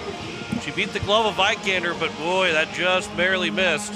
And then you look at the other replay, and Kara Rippey having to make a go from post to post quickly with 2:15 left to go. This was the play I didn't think she was going to get there. There's the one shot. And if you look over here, I didn't think she was going to get there. That was a great defensive play there by Watertown. Yeah, maybe saved the day there on a 0-0 game. It's at that 2-minute mark here in the Mitchell Activity Center. Out to the neutral zone for Addison Keller. Addison Keller on a slap shot. Missed everything wide. As Addison Keller picks up in the near side. She's going to take it down to that red line. We have a stick of the Watertown Lakers. Now the Lakers are going to have to kick this one along, trying to get it up and out of the zone, and they do. And that one's going to be a hand pass also. Now it's a hand pass up to the neutral zone, trying to get it to Hendricks. As the Watertown Lakers,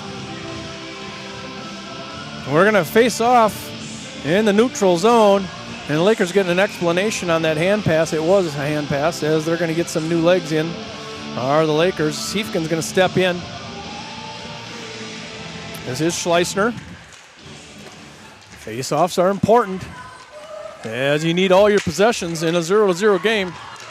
This puck goes up into the offensive zones as Sadvig pushes it in deep in the offensive zone for the Aberdeen Cougars. Play continues along the offensive zone and the near boards. Now down into the corner as picked up by Strickards. Stricker's going to carry this one all the way around. And Sloan Allard keeps it alive. Schleissner going to go in on her backhand, going to try to find her forehand. Grayson Webb looked like a puck that almost had a chance. A centering pass, nobody there as Vikander is on her back, and we're at the 1-minute mark of a 0-0 game. Offensive play continues here. A nice shot and a stick save by Chloe Vikander. Aberdeen Cougars trying to work up out of their defensive zone where Sadvig gets it taken off her stick. Aberdeen Cougars over on that far side. Now looking up to the neutral zone all the way across. Kranzler tries to settle this one down in the neutral zone. Good play continues there by Matthews. Matthews clears it all the way over to the other side. Or Riley Keller is going to cook it all the way down to Rippey. And didn't know if they were going to give her a whistle, and they did. He didn't have to give her a whistle as there was no Aberdeen Cougars in the area, and the goalie and the referee stared at each other just for a second. Here's that chance that went off the toe of Vikander, that went right back. She was looking almost at the goal, and it went right back in front of her, right through the crease. 21 seconds here on an offensive faceoff. Kaylee Dixon wins the faceoff over to that far side. Playing defense over there are the Watertown Lakers as this puck goes back of the Watertown Laker goalie. And the Lakers looking for a long stretch pass up to Harper. Harper Hendricks going to take it in. She's going to walk around forehand. Doesn't have much of a shot. She gets her own rebound at the back wall. And guess what, John? We got overtime. It's that 2-letter word. OT is going to be coming up next year. And OT in the tournament. Somebody has to win. Obviously, they can't win in a tie because these guys have to split in this bracket. One's got to go to the right, and one's got to go to the left. We'll be back with overtime coming up here after a quick break. There's 5 minutes between the third period and overtime, so we'll come back and we'll have that overtime period for you next here on Capital City Rock and on YouTube at Capital City Rock Sports. River Bottom Sanitation, your locally owned waste management company serving the Pierre and Fort Pierre communities. Contact River Bottom Sanitation for your residential and commercial pickups. Now River Bottom Sanitation is your source for all your roll-off needs. River Bottom Sanitation in Pierre and Fort Pierre. Give them a call for pricing at 605-222-1120. River Bottom Sanitation. That's 605-222-1120. Dr. Brian Hermanson serves Central South Dakota with specialty root canal treatment. Hermanson Endodontics aims to provide treatment that is not only comfortable, but has a quality-first emphasis. We believe that by preserving as much healthy tooth as possible, we can help you retain your natural teeth longer. This is accomplished with state-of-the-art three-dimensional imaging and the dental operating microscope to guide diagnosis and treatment. Ask your dentist if a root canal specialist is right for you. Hermanson Endodontics, 1709 North Lincoln Avenue in Pierre. The lawyers at the May Adam Law Firm in Pierre know how important your families are to you. If you've been putting off getting your affairs in order, know that the May Adam Law Firm is available to counsel you through your questions and help you get the documents in place so that you've made your loved ones secure. Call them at 224-8803 and they can chat with you about how to document your concerns and care for your family. We're all in this together, and the May Adam Law Firm is ready and able to help. It starts with a little push, a hand to hold, and the courage to step onto the ice for the very first time.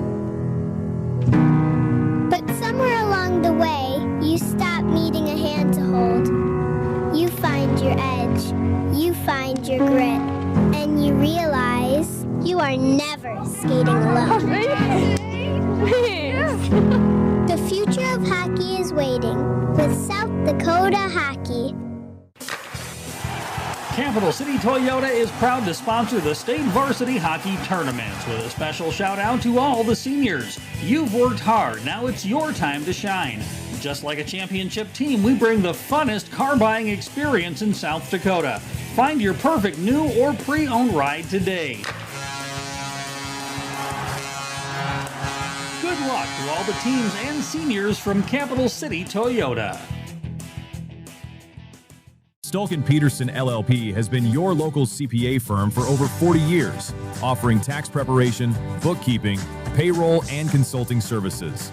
If your business, farm, or ranch needs professional, accurate, and reliable services, we are your firm. Our clients are our #1 priority. If you need a higher level of accounting service, give us a call at 605-224-5828. That's Stolken Peterson LLP, 222 East Missouri Avenue in Pierre.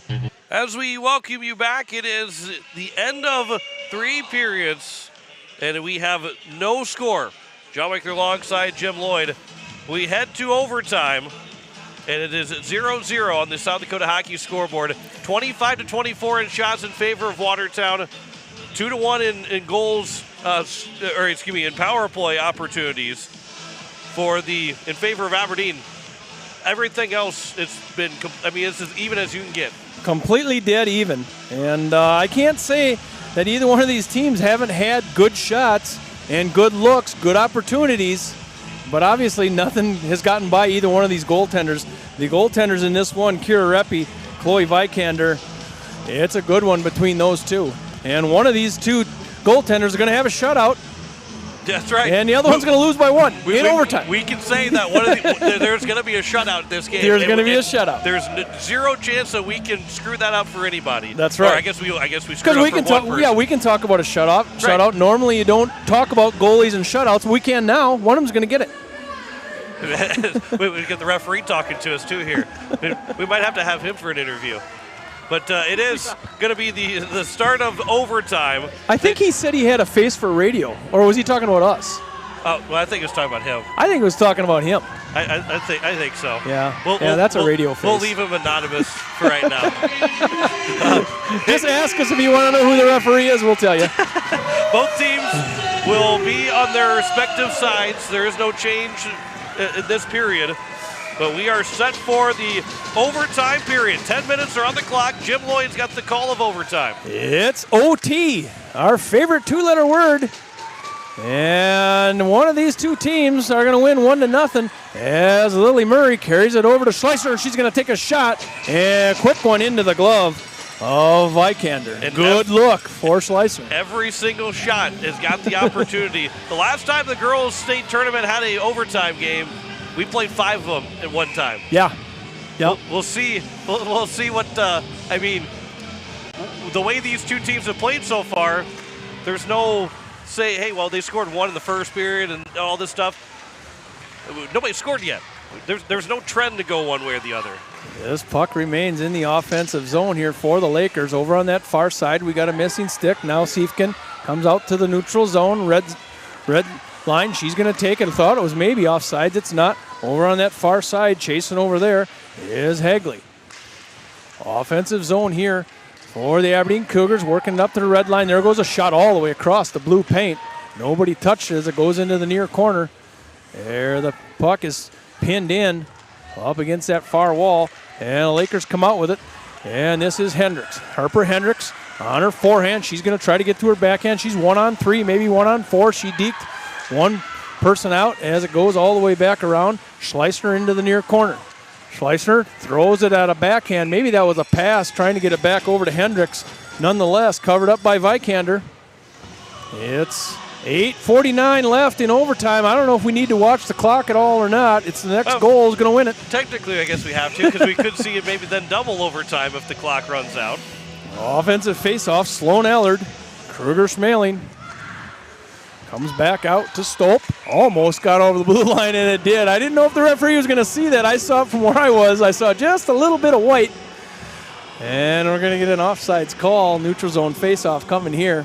By the way, we still got another game left to go tonight. 7:30 is the scheduled start time of that game between Sioux Falls and Sioux Center. We'll see if maybe how long this overtime goes, if there'll be a change to that start time, and we let you know before we get on the air. Watertown Lakers get in the offensive zone over on that far side. It is moved back the other way by Kaylee Dixon. She's going to go in 1-on-4-5, looking for a centering pass. There was nobody in the area yet, as Kranzler was the nearest one to the puck, and the Lakers are up the other way. This goes up to Graceland Webb. She's going to get the bounce off the board, going to push it along, kicked it along for a second, and the Aberdeen Cougars going to regroup in their defensive zone. Defensive zone play right in front of that bench. Graceland Webb chips it in the near corner, trying to keep it alive. Once again, there's nobody there. A good-looking pass if there was somebody there. Lakers, nobody in the area. As Harper Hendricks going to throw it at at her offensive zone. Out on the far side, Lily Murray with a good body control over on that far side. Schleissner looking for a pass. Barely got there to Hendricks. Almost picked off, as Siefken might have been off to the races over on that far side. Far side, Keegan Stolp up to trying to get it up into the neutral zone, and she does. This is Fishback trying to get it up out of that offensive zone. This is Hagley. Hagley going to take a shot. She misses everything off to the left-hand side of Kira Reppy. Over to the far side, Olivia Sadvig. Aberdeen down to Sadvig. Just barely keeping it and pushing it along, and a stick poke check there by Reppy. A shot from the dot goes all the way back across. Good job defense for the Watertown Lakers. Up to the neutral zone on the far side. Aberdeen with a turnover in the neutral zone. Harper Hendricks going to try to bounce it to herself. It does. Gets it up to Schleissner. Schleissner going to put the brakes on, almost offsides on herself. Over to Hendricks. Hendricks going to take a shot right into the chest. Chloe Vikander. Those two have been playing together a long time. Schleissner and Hendricks. And you see what they can do. Usually when they get in the offensive zone together, there's some sort of pretty decent shot that happens. Offensive face-off to the left-hand side of Vikander. 6:48 on the clock. I don't know if it matters. It's overtime. Yes, puck goes all the way back down. Racing back down is the Watertown Lakers, turning it back the other way up to the neutral zone. There comes a pass to Kranzler. She pushes it in on a backhand, and Reppy covers it back up. Offensive zone coming here. Face-off coming for the Cougars. To the left-hand side of Reppy. The next one's going to win it. It's a 0-0 game. Stepping in there is Kaylee Dixon on her offensive opportunity here. Turning it back the other way is Keegan Stolp. As the Lakers get it up out of the zone, and they're going to have to check up. They're going to have to check up as Aberdeen Cougars gives a little bit of room for the Lakers to go up through the neutral zone. That was Stolp that gets it taken off her stick at the red line. Lakers holding possession in the neutral zone. Over on the far side, that's Piper Kruger. Gets it taken off of her stick. Back to the defense. Lakers retreating back. And this is Alyssa Matthews. Yeah, she's going to get it going up and out of the defensive zone, up through the neutral zone. She goes in 1-on-3, gets it taken deep into the corner, looking for a centering pass. Maybe a Karen pass there. As a shot broken up. Harper Hendricks gets involved now. She's pushing it along. As could have been a hook, as Harper didn't like the way she was held up there. Nonetheless, Rachel Siefkin coming in quickly into the offensive zone. That's taken off of her stick. This one's going up and down in a hurry. Over on the far side, Lakers looking for a pass up to Schleissner. Schleissner on her forehand. She's going to take the offensive zone, looking for a shot. That one is sticked away by Vikander. Puck in back of the net and pushed out to the far side. Harper Hendricks holding it in on a backhand, looking for a centering pass. Nobody there, maybe looking for Schleissner. Siefkin looking for a center outlet and a shot by the Lakers into the chest of Vikander. That shot went in by Nyla Vanelli. Got to be careful in your own defensive end, no turnovers, and that's what happened in that opportunity.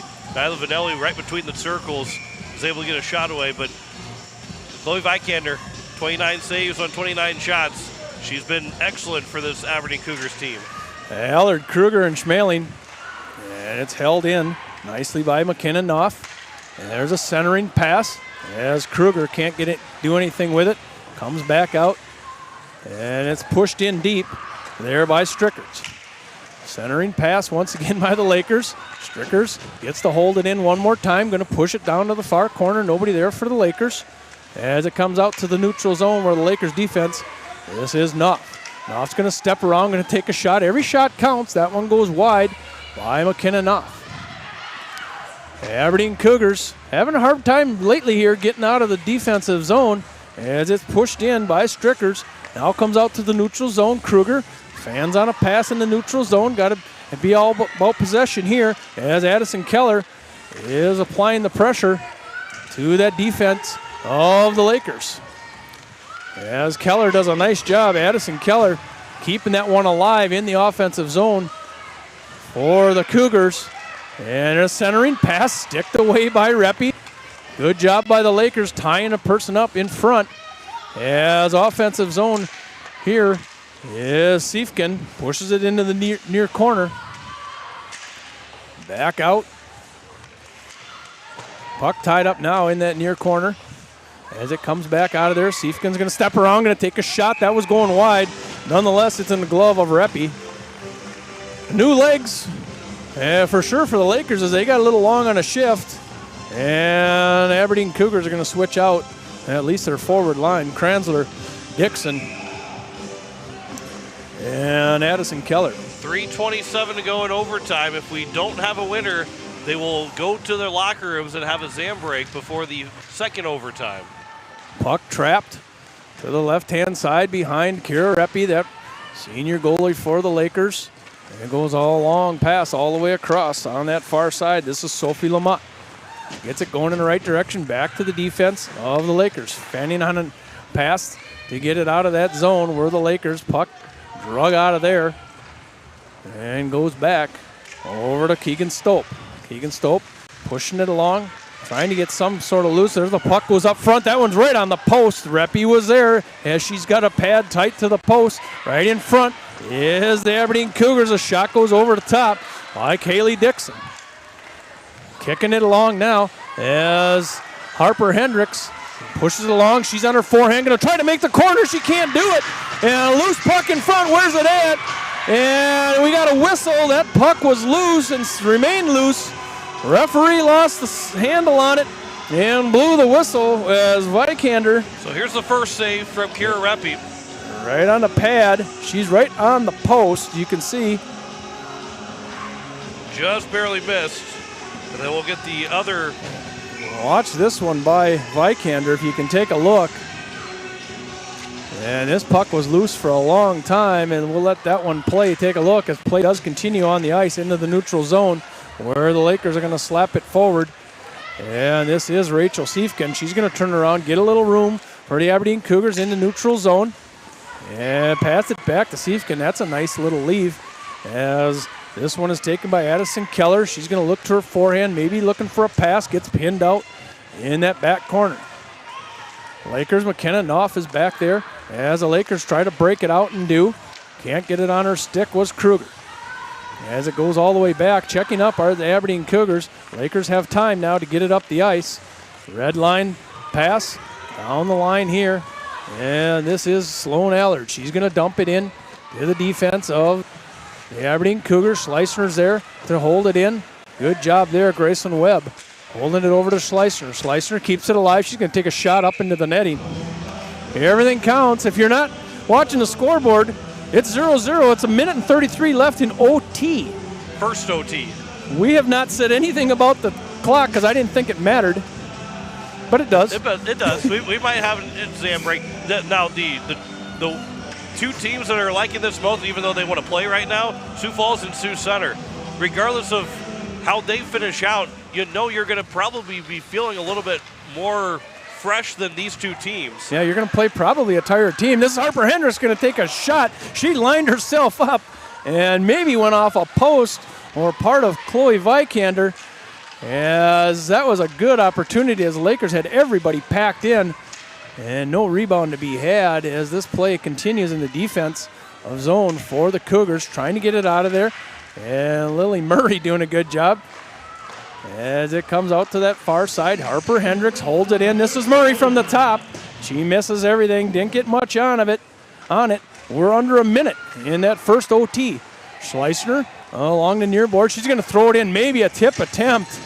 And you never know. Harper Hendricks, all she had to do was tip that in the right direction. See if this actually hit the crossbar or not on the angle. That looked like they hit the crossbar. We can slow that down if we need to in the intermission. We can slow it down. Graceland Webb on an offensive faceoff takes it out to the side, out to the neutral zone for the Lakers. Going to tap it along, and Stopes got to win the race as she does. Addison Keller keeps it alive for the Aberdeen Cougars behind the net. We're at 30 seconds in the first overtime. Lakers trying to break it out. Loose puck out into the neutral zone. This is Kranzer. Tips it in deep back to the defense of Stope. Stope going to fire it over here to Webb. Webb takes a pass off there, and Webb's going to get one look at it. She's going to race everybody to the corner. She's got to get to the corner looking maybe for a backhand. Can't get it. Couldn't get much on it. Maybe it hit Vikander. A loose puck out front. 10 seconds left. Under 10 seconds. We got to shoot if you're the Lakers. You got to fire this one. Shot in traffic. Les Stope can't get it through, and that's puck in front. And that is the way it's going to end. After the end of the first overtime, we are going to take a Zam break. Time to get to the refrigerator. Time to get something to drink. We've got one more overtime coming. We'll check out that last replay. This is Vikander. That was a great save there by Vikander. That was against the grain. Yeah. For that play to be made. That was Harper Hendricks with a real nice look in front. And both of these teams are going to go to the locker room now, and it's going to be a full intermission. And we will be back. 33 shots on goal for Watertown, 26 for the Aberdeen Cougars. It's a 4-5 matchup, and we're going to enter our double overtime, and we'll be back. You're listening to the state tournament on Capital City Rock. Watching it on YouTube at Capital City Rock Sports. It is also KCCR FM Blunt, a Riverfront broadcasting station. It starts with a little push, a hand to hold, and the courage to step onto the ice for the very first time. But somewhere along the way, you stop needing a hand to hold. You find your edge, you find your grit, and you realize you are never skating alone. The future of hockey is waiting with South Dakota Hockey. Weatherall Roofing and Insulation is a family-owned business that has served Central South Dakota for over 25 years. Weatherall Roofing and Insulation specializes in metal roof restorations and flat roof repair. They also offer the highest quality insulation using closed-cell polyurethane foam and blow-in fiberglass. For all your roofing or insulation needs, make Weatherall your first choice. And remember, just foam it. The puck drops, the crowd roars. South Dakota hockey is in full swing. Capital City Ford is proud to support this year's state varsity hockey tournaments and celebrate the dedication, teamwork, and passion of every player on the ice. To all the seniors, congratulations on an incredible season. Whether you're heading off to college or staying close to home, we're here for all of your automotive needs. Stop by Capital City Ford in Pierre. We'll get you on the road to your next adventure. Capital City Ford in Pierre, driven by community, powered by you. Hockey fans, are you ready for power, speed, and precision on and off the ice? At Pelican Power Sports, we bring that same championship mentality to your ride. Whether it's snowmobiles, ATVs, motorcycles, jet skis, or UTVs, we service and repair them all to keep you in the action year-round. Pelican Power Sports, service and repair with a personal touch. At Muth Electric, we don't just power projects, we empower people. We invest in training, mentorship, and career development opportunities at every level. Because strong careers build strong communities. Your future is bright with Muth Electric. Muth Electric now hiring.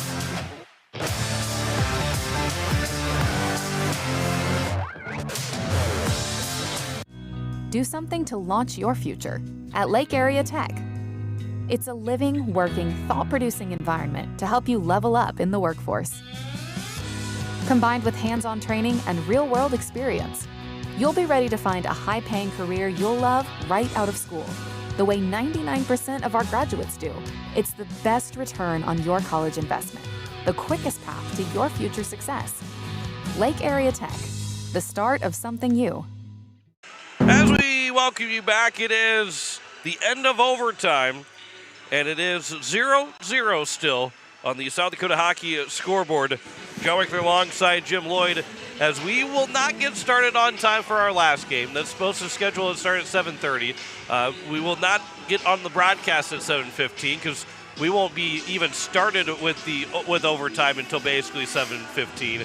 But what a game this has been between the number 4 seed Watertown, the number 5 seed Aberdeen. Something about state hockey tournaments means you can't play just one overtime.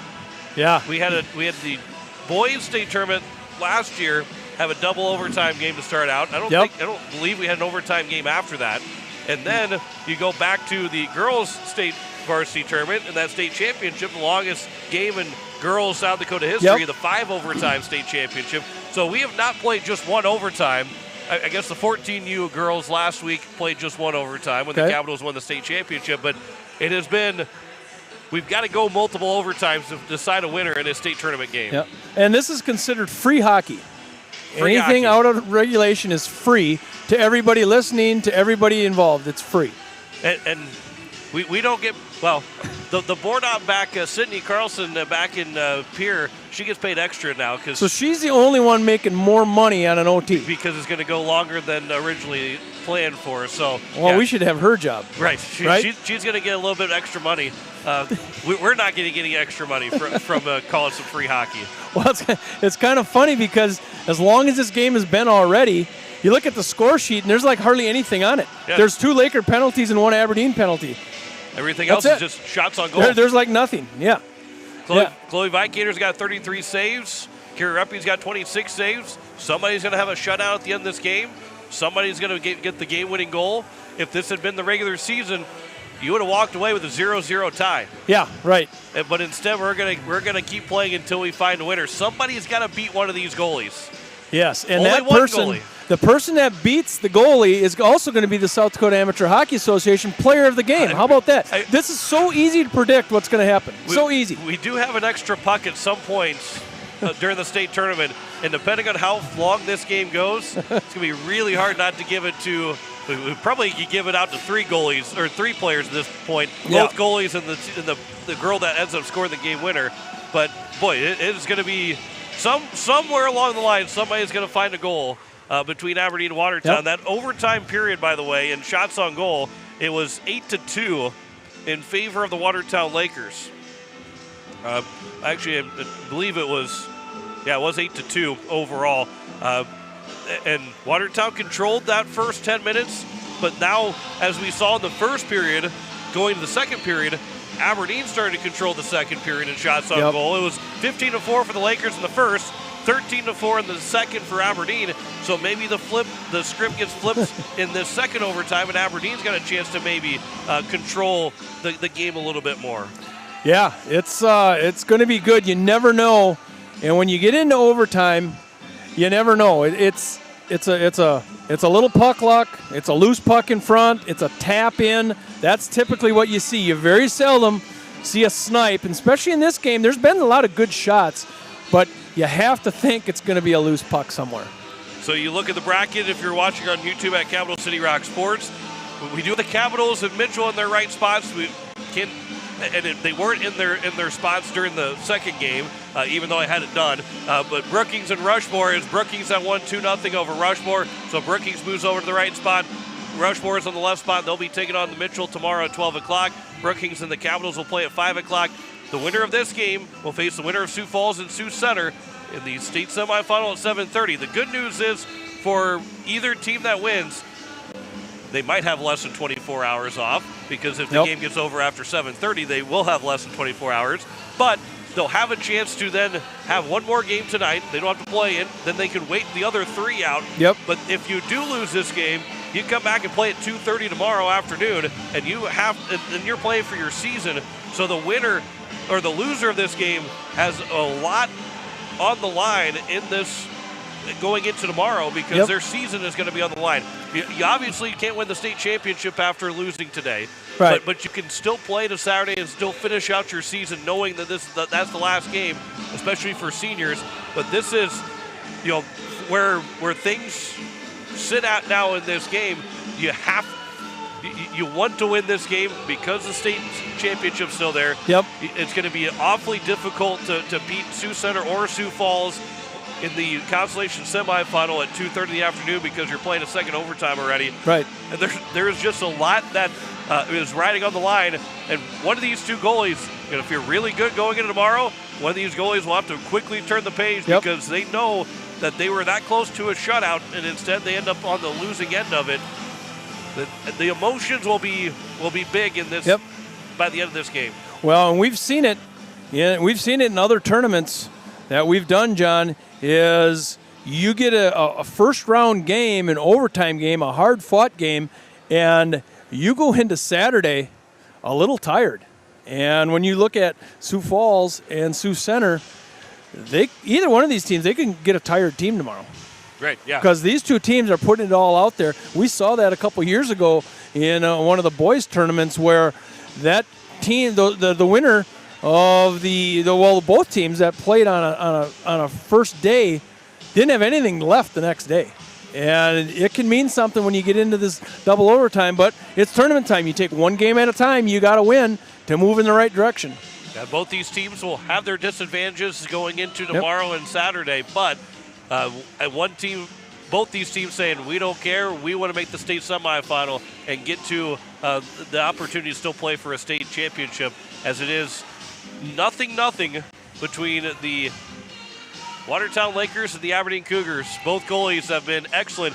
You looked at Chloe Vikander having a .903 save percentage, Kira Reppy with a .912 save percentage. Obviously Vikander, both are averaging 2 goals against, but both with the over 900 save percentage just tells you how good both these goalies are, and they've been locked in since the very start of this hockey game. Yeah, both teams have had a lot of opportunities. They've had loose pucks in front. They've had good shots that were knocked down by the goalies. So both teams have had plenty of opportunity to score here, and it just hasn't found the back of the net for either team. But it's double overtime. Why not? Why not? somebody's got to win. Somebody's got to find. They don't have to go to the back of the net. Just got to cross the red line. It doesn't have to go all the way back. as we know last year, it didn't go all the way to the back of the net. It just barely crossed the red line. That's all it needed to win a hockey game. And that's what it takes, just to beat the goalie, not beat the goalie off the post. You got to beat the goalie to get it in past the red line and get that first and only goal of this hockey game. As we will take one more break, we will come back and have the second overtime period between Watertown and Aberdeen, as you're listening to the state tournament on Capital City Rock, and you're watching it on YouTube at Capital City Rock Sports. Dr. Brian Hermanson serves Central South Dakota with specialty root canal treatment. Hermanson Endodontics aims to provide treatment that is not only comfortable, but has a quality first emphasis. We believe that by preserving as much healthy tooth as possible, we can help you retain your natural teeth longer. This is accomplished with state-of-the-art three-dimensional imaging and the dental operating microscope to guide diagnosis and treatment. Ask your dentist if a root canal specialist is right for you. Hermanson Endodontics, 1709 North Lincoln Avenue in Pierre. Wagner Auto Company is your complete transportation headquarters. Now is the time to order your new Buick, GMC, Chrysler, Dodge, Jeep, and Ram vehicles, plus a good selection of quality pre-owned and certified pre-owned vehicles. They'll take care of you after the sale with a full-service parts and auto body shop with trained technicians, along with a friendly financing team that'll work with you to find the best deal and one that'll fit your budget. Wagner Auto is your local full-service family-owned dealership for over 115 years. WagnerAuto.com. That's WagnerAuto.com. Quality fuel, quality service. That's the DJ Cenex promise. Derek and Maggie Dell are proud supporters of local hockey. Swing by for a quick refuel and experience the local friendly service and clean atmosphere that makes a difference. We're more than just a gas station. We're your hometown partner on the road. Get ready, because the best is getting even better. Our brand new state-of-the-art car wash upgrade is coming soon to give your vehicle the VIP treatment it deserves. DJ Cenex, fueled by community, driven by you. As our Aberdeen teams take the ice at the state hockey tournament, we're cheering them on from home and inviting you to come see where that pride begins.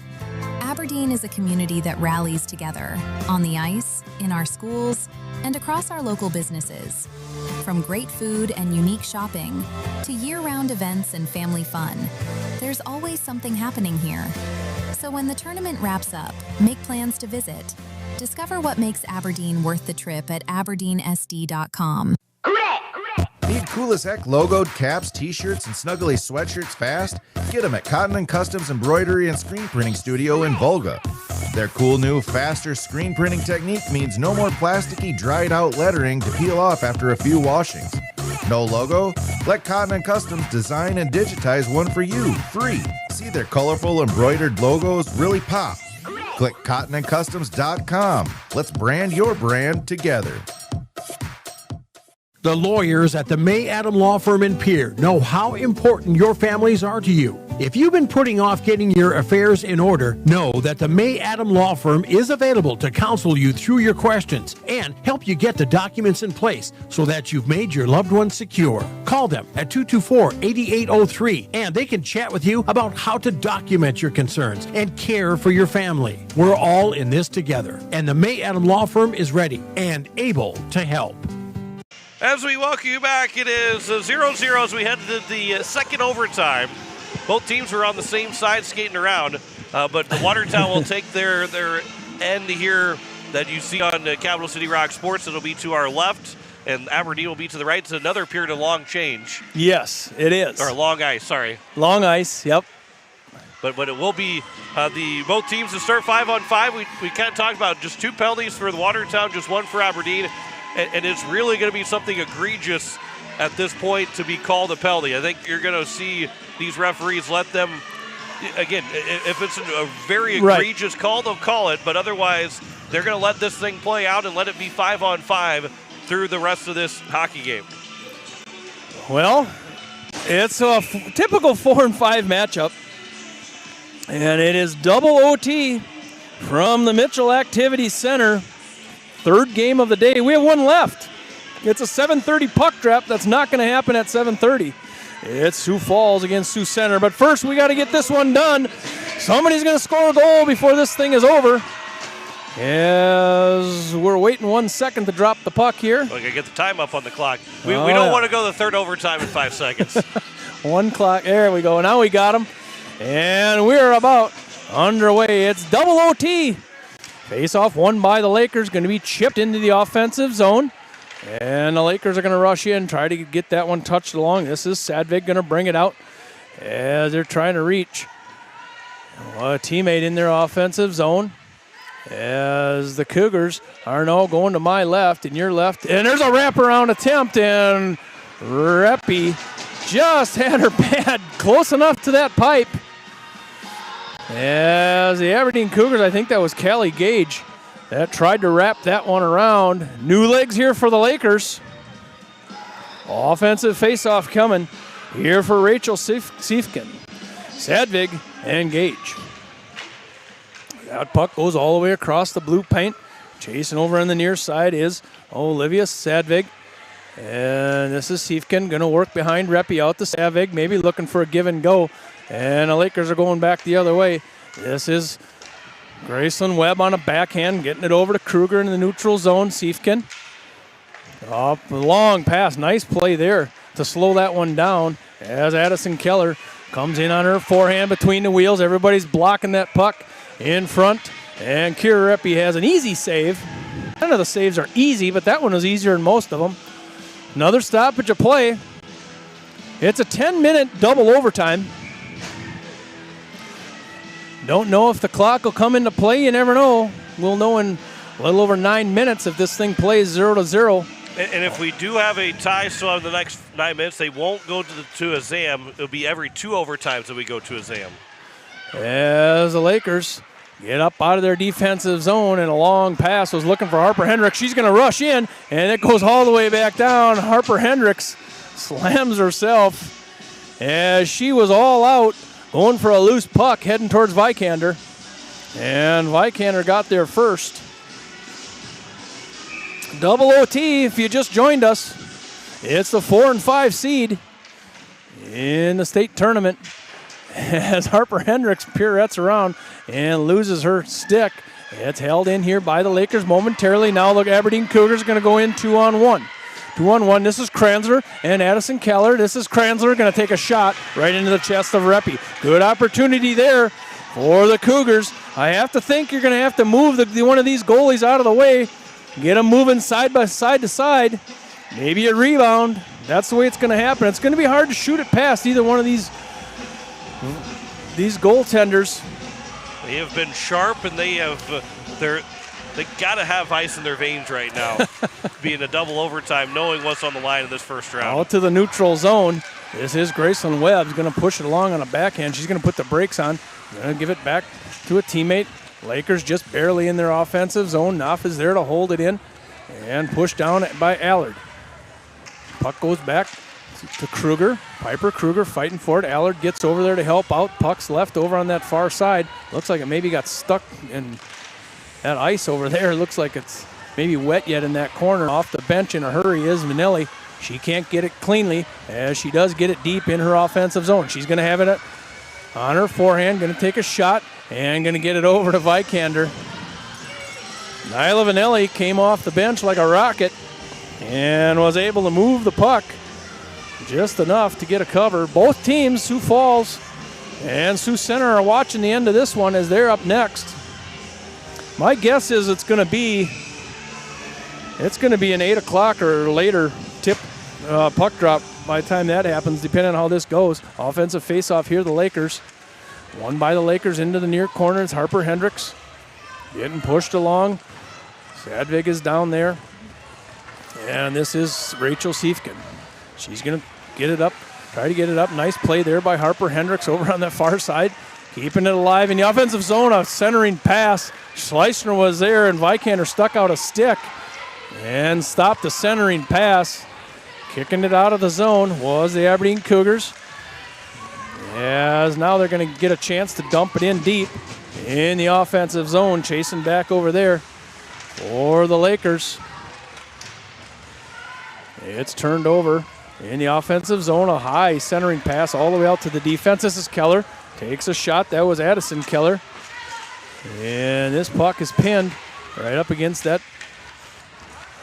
Aberdeen bench. Goes all the way back down, and we're going to be 1-on-1 here And Harper Hendricks gets it picked off her stick.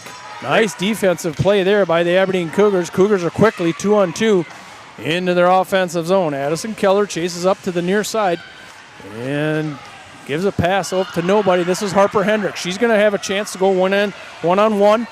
And it gets taken off. Riley Keller saves the day and gets there in time as Harper Hendricks was off to the races.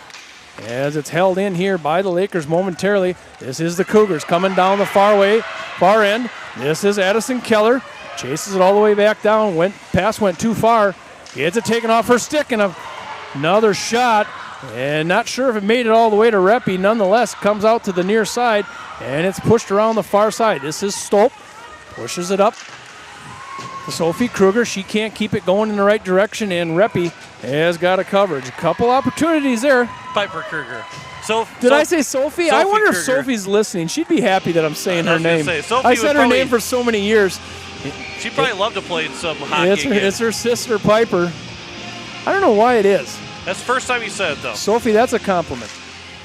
As this one is won out to the neutral zone for the Cougars. They're going to push it all the way back down as the Lakers need to work up out of that defensive zone, pull it out to the neutral zone and back in, having to check in as one player came off. That's Hagley. She came off the bench, off sides, and now it goes back out into the neutral zone. Everybody's back on side as this puck is left in front of that Aberdeen bench.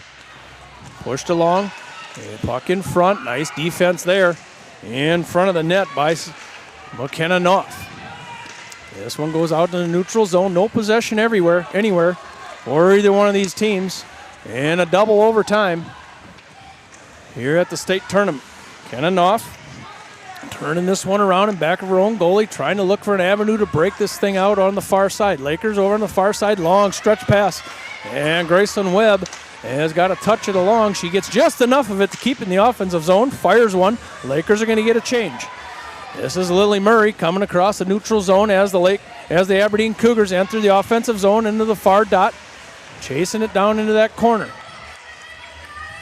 Holding it in is Addison Keller as this one's going to carry him back around. Some more new legs here for the Aberdeen Cougars. Siefken going to try to work it down into the near corner as Addison Keller tries to get a hold of it on that far side.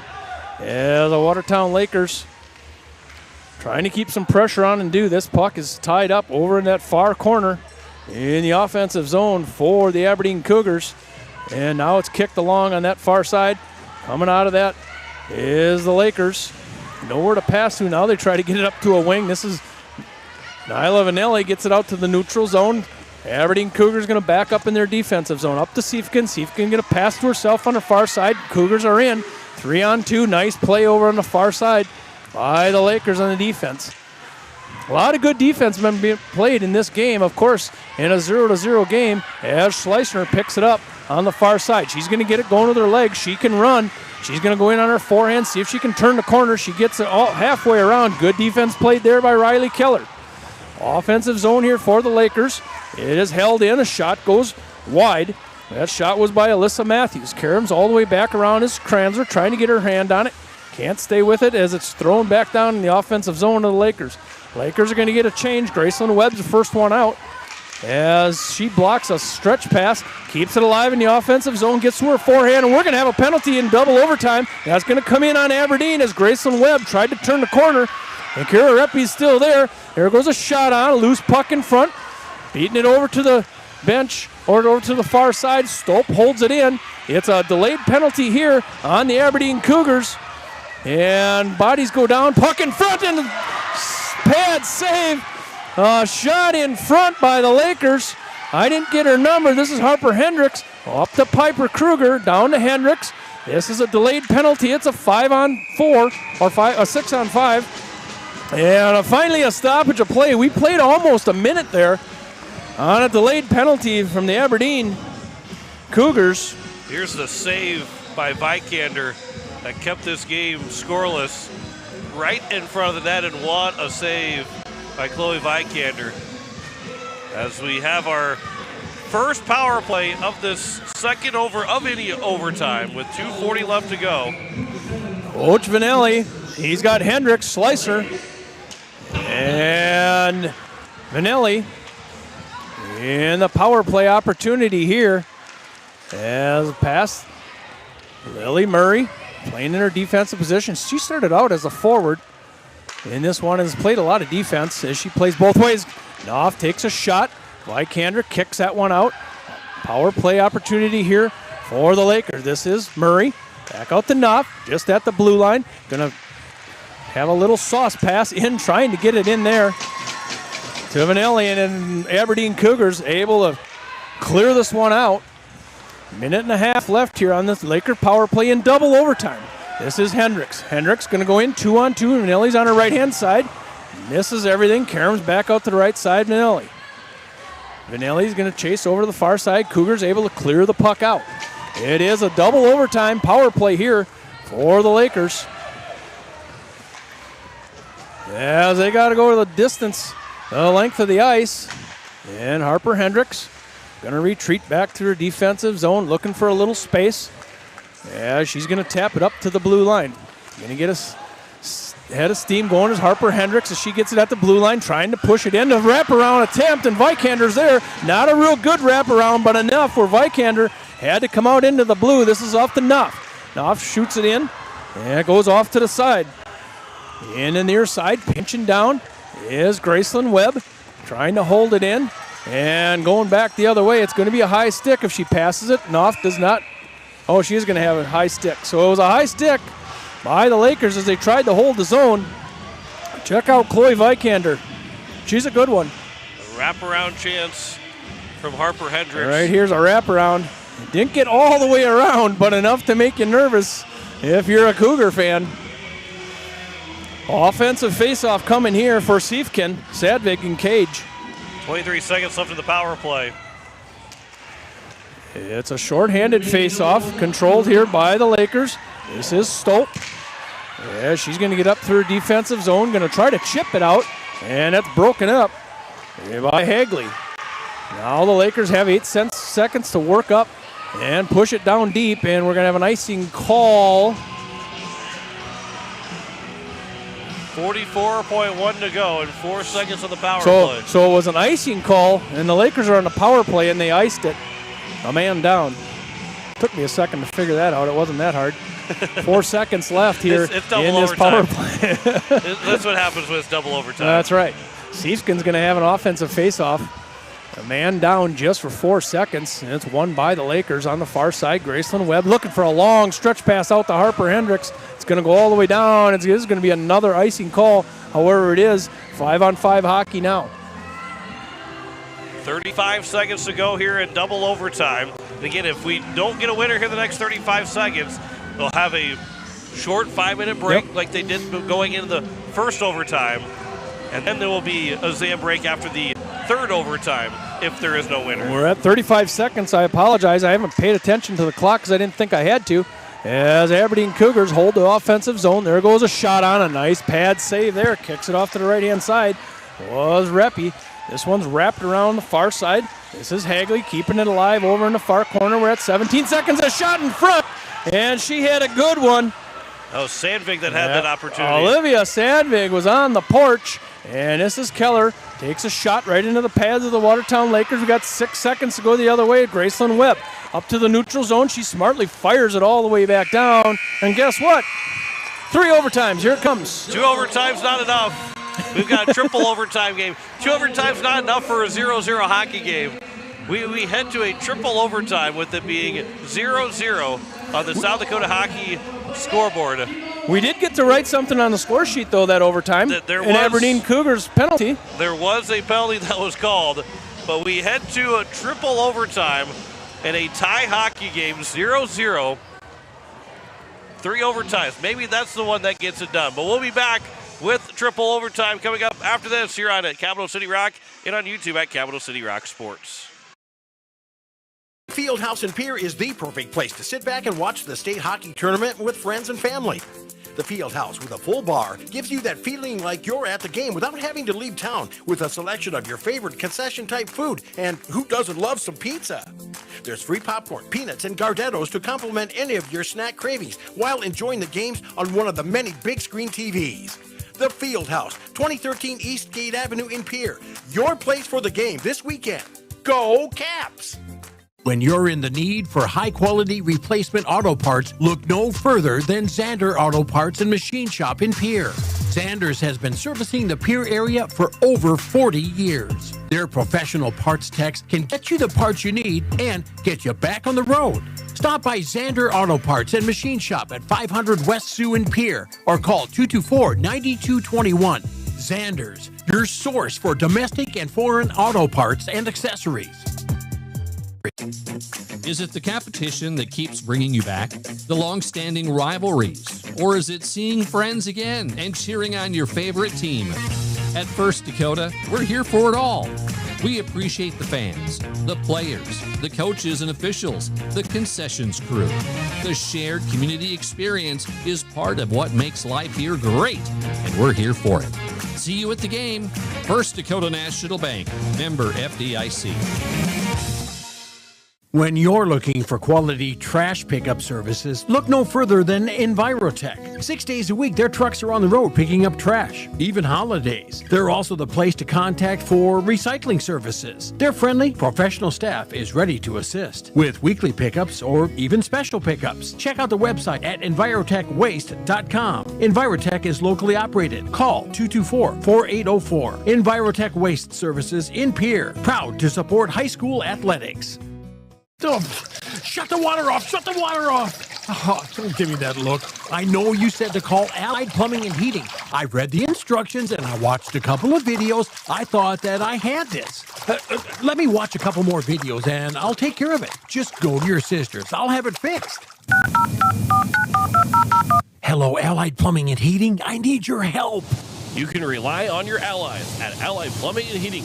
605-494-2001. Whether you're a pro contractor or a weekend warrior, your project deserves more than just a big box store. It deserves a local touch. At Bauman Lumber in Fort Pierre, we've been helping build South Dakota since 1996. From foundation to finish work, we carry everything. Lumber, trusses, custom cabinets, and windows. With over 150 combined years of experience, our team doesn't just sell materials, we provide the expertise to get the job done right. Stop by Bauman Lumber on Sale Barn Road or visit us at baumanlumber.com. Bauman Lumber, your local partners in building a better home.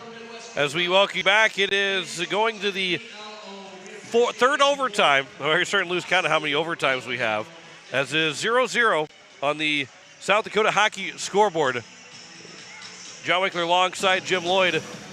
We got to find a winner. Somebody's got to score a goal at some point in this hockey game.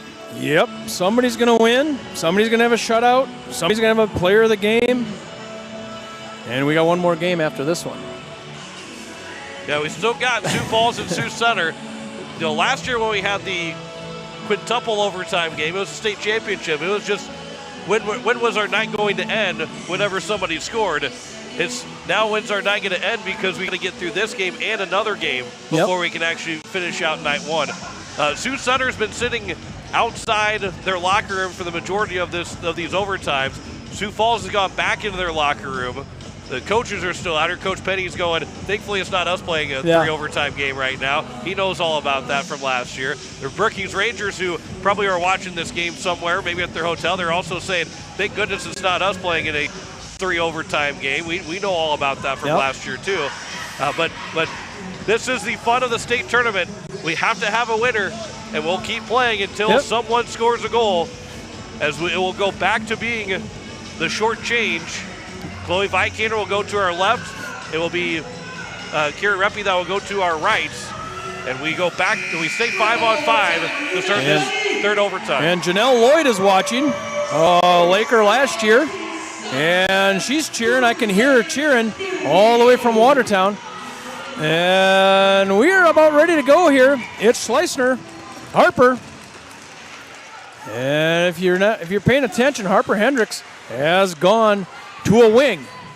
She's started this game with defense, played defense for a good part of the year as this one goes back to the defense of Watertown Lakers. This is up to Harper Hendricks, up to Schleisner. Schleisner tried to leave it for Hendricks, and Kranzler was there. Kranzler's going to take it in on her forehand, going to take a shot right into the glove of Kira Reppy. Both these goalies are seeing the puck really well.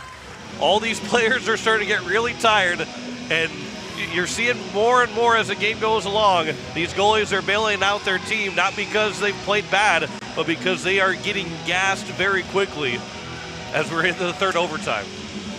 This face-off in the offensive zone of the Aberdeen Cougars is won by the Lakers defense.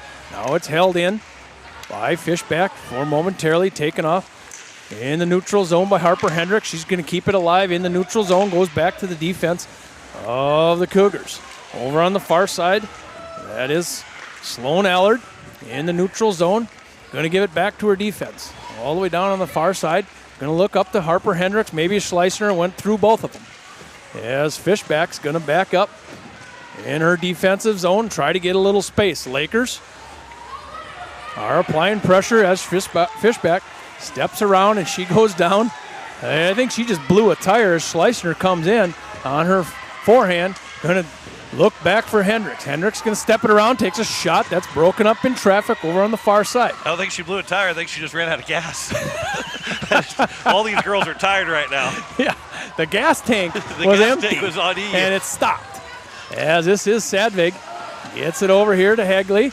And that pass is broken up in traffic as the Lakers are up the other way. As the puck is pinned over on that red line on the far side.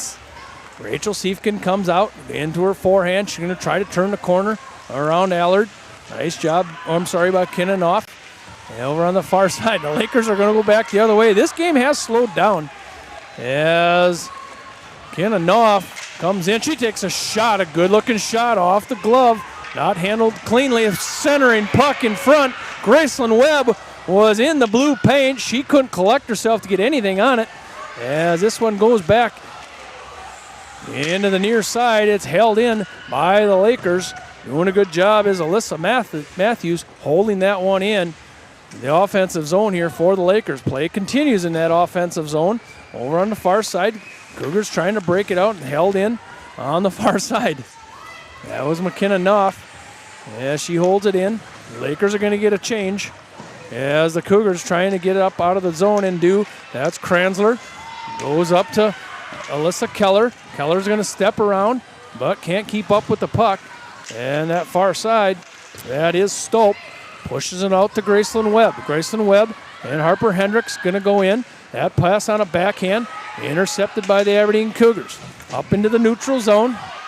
Back over to Matthews. Matthews looking up to Schleissner. Schleissner's going to go in on her forehand. Gets it taken off her stick. Keeping it alive is Harper Hendricks as she taps it around in the near corner. And comes out to the neutral zone and all the way back down. Lakers almost got caught with too many on the ice there in the near corner. Coming off the bench like a rocket was Shaylin Strickers as she's going to keep it alive up into the neutral zone. Nobody there for the Lakers. Turning this one back around is Mackenzie Schweitzer. And now Schleusner. Emma Schleusner on a backhand trying to get it up to Lily Murray. Lily Murray get the puck pinned over on the far side with Siefkin. Sadvig's over there to help out. Sadvig up to Hagley. She can't keep it on her stick in the neutral zone. Lakers are up the other way. Coming up the other way is Kenna Knopf, and I thought we were close to an offsides. Everybody was holding the line as Kruger taps it over defense to defense over on the far side. Over to Strickards. Strickards can't keep it in the offensive zone. Goes back to Knopf. She fans on a pass intended to go up to the neutral zone. Aberdeen Cougars behind the net, looking for a centering pass. Can't get any out of it. There goes a shot on. That shot went just a little off to the side. It was Kylie Herman that shot that. Grayson Webb's quickly up the other way. Quickly, Webb and Allard are in the offensive zone. Allard chases over to the far side. Lakers playing a little offense. Allard keeps it in, pushes it over on a backhand. Pretty decent pass. Didn't think she had anybody over there. As players go down on the far side, Aberdeen Cougars trying to clear it out, and they do. They're going to put it all the way back down. That's going to be an icing call. See Mackenzie Swisher on the ice, maybe a little bit more than we've seen the first couple periods or three periods. But you go back, Watertown fans are familiar with the longest overtime game in South Dakota history when they beat the White Capitals in boys hockey, and it was a guy that barely got any shifts throughout the hockey game. First varsity game and he ends up scoring the game-winning goal. He was the freshest guy on the ice. Yep, he was the fastest one on the ice when he hit the ice. Aberdeen Cougars, they do show on our score sheet, they show 4 lines, and maybe you start to get into that a little bit as the Lakers, Webb tries to get it in, and we're going to have an offsides call as Allard and Webb can't get it in cleanly in the offensive zone. Face-off's going to happen here right in front of that Cougars bench. 5:02 left to go in triple overtime. Still no score. And you do know, even if we don't say the score, you know it's tied because we're in overtime. We also haven't talked about the clock, but we're at that 5-minute mark in a triple overtime. We're halfway through this third overtime. Aberdeen fanning on an attempt to get it out of their defensive zone. Lily Murray touches it along in the neutral zone on the far side. Now Schleissner's going to carry it in. She's going to go 1-on-2. She's going to take a shot. That was a blocker save by Vikander. Every shot makes the place stop for just a second. Stolp mishandles it at the blue line. She's going to have to go back in the defensive zone. Now she pushes it forward to the defense of the Aberdeen Cougars. Nice job there by Stolp as she's keeping this thing alive in the offensive zone for the Lakers. As Siefken puts on the brakes. Now the breakout begins here for the Aberdeen Cougars. Goes all the way across to the Lakers defender. Up to Kennanoff. Schleissner handles it at the red line. She's going to dump it in deep, but not very far in the offensive zone. And quickly, the Aberdeen Cougars, Siefken. Siefken is walking the line. She's going to take it on a backhand, flips it over across. A tough pass to handle as the Cougars throw it in. Gets blocked away at the dot, and the Lakers are underway. This is Kruger. This is Piper Kruger going to step around. Got a pretty good shot. Went about wide as the Aberdeen Cougars trying to break it out, and the Lakers pinching down on that far side. Puck is now loose. Karam's back around in back of Chloe Vikander. And this is Graceland Webb going to take a shot. Goes all the way across the blue paint. We're at 3.5 minutes in triple overtime. I'm going to start saying the time from now on. Graceland Webb gets it down to Knopf. Knopf can't get anything on it on a backhand. Graceland Webb, good pressure down there. Graceland Webb as she tries to keep this thing alive. And back behind the net, still working with it is the Lakers. Lakers going to take a shot, a bouncing puck and a rough puck to catch. But Vikander's got it. That went in by Shaylin Strickers from her defensive spot. 42 shots for the Lakers. 43 shots. So 10 shots more than the Aberdeen Cougars have at this point. It's triple overtime. The next one is going to end the game as we have a 0-0 tie. Lakers with an offensive face-off. Lose this one off to Kranzler. Kranzler's going to push it up. She's on her forehand, getting pushed out wide by Harper Hendricks. Nice job there by Harper Hendricks as she gets pushed down by Kranzler. And this is Fishback. Maybe looking for a trip call. She's not going to get it. It's triple overtime. As Harper Hendricks going to try to pass it up to herself, kicking it along. This is Dixon, who goes down hard. Harper Hendricks takes it from her, takes a shot, and gets blocked away. Offensive zone being held here by Lily Murray. Down to Harper Hendricks. She's going to step it down, looking for a center and pass. It was picked off. And going back the other way is the Aberdeen Cougars. That is Hegley. She gets ran into the boards on the near corner. Harper Hendricks gets involved, and Hendricks goes down hard. Not many penalties are going to be called right now. It's got to be very obvious as Schleissner kicks it down in the offensive zone, and the Lakers are late on a shift. That one looked like slow motion there for a while. And this is Olivia Sadvig. She's going to push it up through the neutral zone over to the defense of the Lakers. The Lakers going to try to turn it around, neutral zone play. This one is intercepted in the neutral zone, and nobody can get possession at this point as Lamont can't get it going the right direction. Lily Murray's going to push it along, does get it in the offensive zone. Lamont pushes it back out. All the way back down is Kruger. And this is the far side. This is Sadvig. Over to the Aberdeen Cougars. Found the offensive zone on that far corner. And getting pressured over there by the Lakers is Siefken. This puck is trapped along the boards. Referee is standing there. Puck still moving. Siefken's trying to get it out of there. Sadvig's there. And players go down. Looking, maybe sometimes we'll get a whistle. They're going to let it go. This one comes out.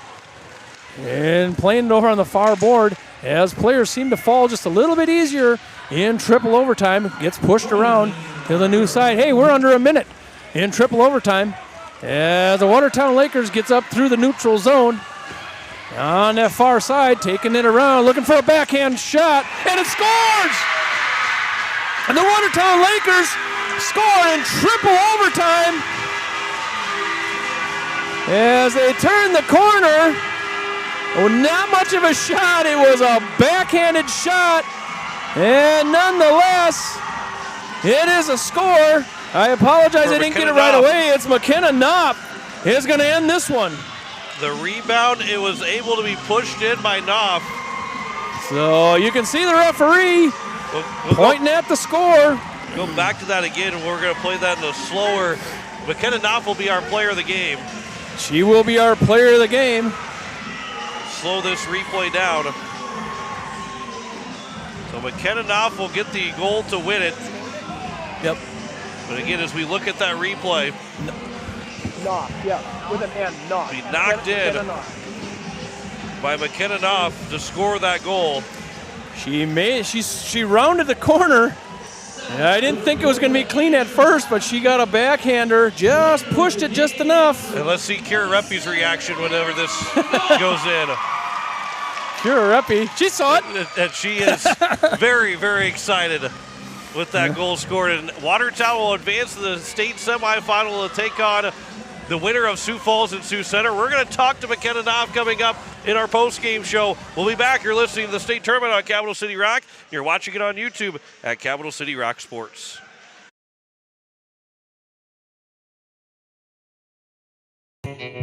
River Bottom Sanitation, your locally owned waste management company serving the Pierre and Fort Pierre communities.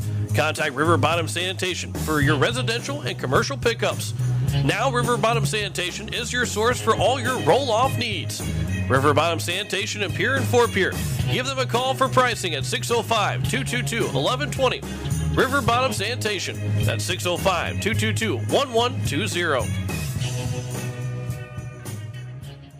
Dr. Brian Hermanson serves Central South Dakota with specialty root canal treatment. Hermanson Endodontics aims to provide treatment that is not only comfortable, but has a quality first emphasis. We believe that by preserving as much healthy tooth as possible, we can help you retain your natural teeth longer. This is accomplished with state-of-the-art three-dimensional imaging and the dental operating microscope to guide diagnosis and treatment. Ask your dentist if a root canal specialist is right for you. Hermanson Endodontics, 1709 North Lincoln Avenue in Pierre.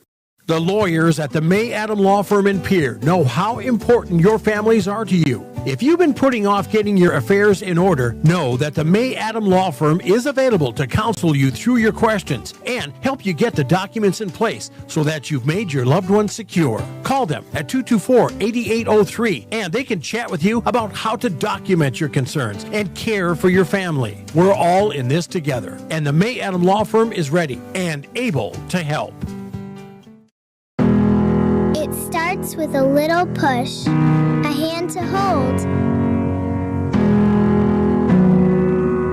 and the courage to step onto the ice for the very first time. But somewhere along the way, you stop needing a hand to hold. You find your edge, you find your grit, and you realize you are never skating alone. The future of hockey is waiting with South Dakota Hockey. As we welcome you back, it is a final with a 1-0 win for the Watertown Lakers over the Aberdeen Cougars in a triple overtime game. And McKenna Knopf is joining us down in the penalty box right now, who scored the game-winning goal. McKenna, tell us, how did you score that goal? Well, I went in, I guess, with very tired, 3 overtimes a lot. You go in on the outside, and I came in behind the defense and scored it above her shoulder. We practiced this a lot in practice, so I'm really glad I did it. And you scored 1 goal during the regular season. I got to feel like this probably is a lot better than the first goal that you had during the regular season. Well, mostly, yeah.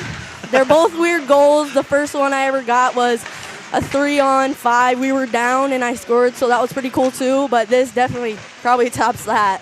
McKenna, did you get your first puck on the first goal you scored? I I don't think I did, but well, that's okay. you've got a puck now. You're the South Dakota Amateur Hockey Association player of the game. How quickly are you going to get to bed now? How quickly is sleep going to be coming for you? Take all my gear off, take a hot shower, and right in bed. I'm so tired after, I didn't think we would go into that many overtimes. But now you're going to the state semifinal. What do you expect about tomorrow's game in the state semifinal? I don't know. Definitely going to be really hard. The team we'll probably go against is going to be really good, so I hope we can stand out and make it to the championship. But either way, as long as my team has fun, I'm happy. Well, congratulations, McKenna. I think it's time for you to go find your teammates. I'll bet they're waiting for you. Yeah, probably. Well, congrats. Good luck tomorrow, McKenna. Thank you so That is McKenna Knopf, who is the South Dakota Amateur Hockey Association player of the game. 1-0 the final score. In shots on goal, it was 45-33 in favor of Watertown. And McKenna Knopf from Piper Kruger gets the goal with 42 seconds to go. We were just about going to quadruple overtime. Yeah. We're 2 overtimes short of the tying the record, which was set last year. But what a fun third game of the state tournament. 42 seconds. And Piper Kruger is going to get the assist on that. And it was McKenna Knopf ending that overtime game. It's always fun to have overtime. And you have to bet. And we can watch it right here. One more time, we're going to watch it. McKenna is on your left-hand side. She's going to go in on a backhand there and gets it in. And she knew it right away. What a fun game that was. We've got one more game before we get to the end of night one, as it will be the Sioux Falls Flyers and the Sioux Center Storm. We're going to step back. We're going to go back to regular programming at Capital City Rock. We'll come back with that game at 8 o'clock.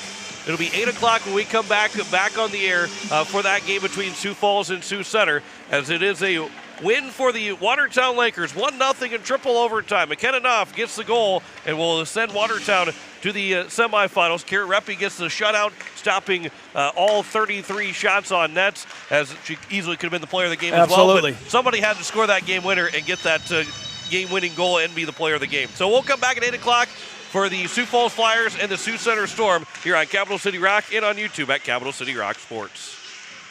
Listening to the State Varsity Hockey Tournament on Capital City Rock and on YouTube at Capital City Rock Sports, presented by the South Dakota Amateur Hockey Association. The State Hockey Tournament is brought to you by Zander Auto Parts, the Aberdeen Chamber, Wagner Auto, Allied Plumbing and Heating, Weatherall, The Field House, Bauman Lumber, DJ's Cenex, Stalkin Peterson LLP, Capital City Ford, Lincoln and Toyota, River Bottom Sanitation, First United Methodist Church, Hermanson Endodontics, Envirotech, Lake Area Technical College, Leisure Palace, May Adam, Pelican Power Sports, and First Dakota National Bank. Join us all weekend for more state tournament hockey action on Capital City Rock and on YouTube at Capital City Rock Sports. This has been a special presentation of Riverfront Broadcasting, Central South Dakota's sports leader.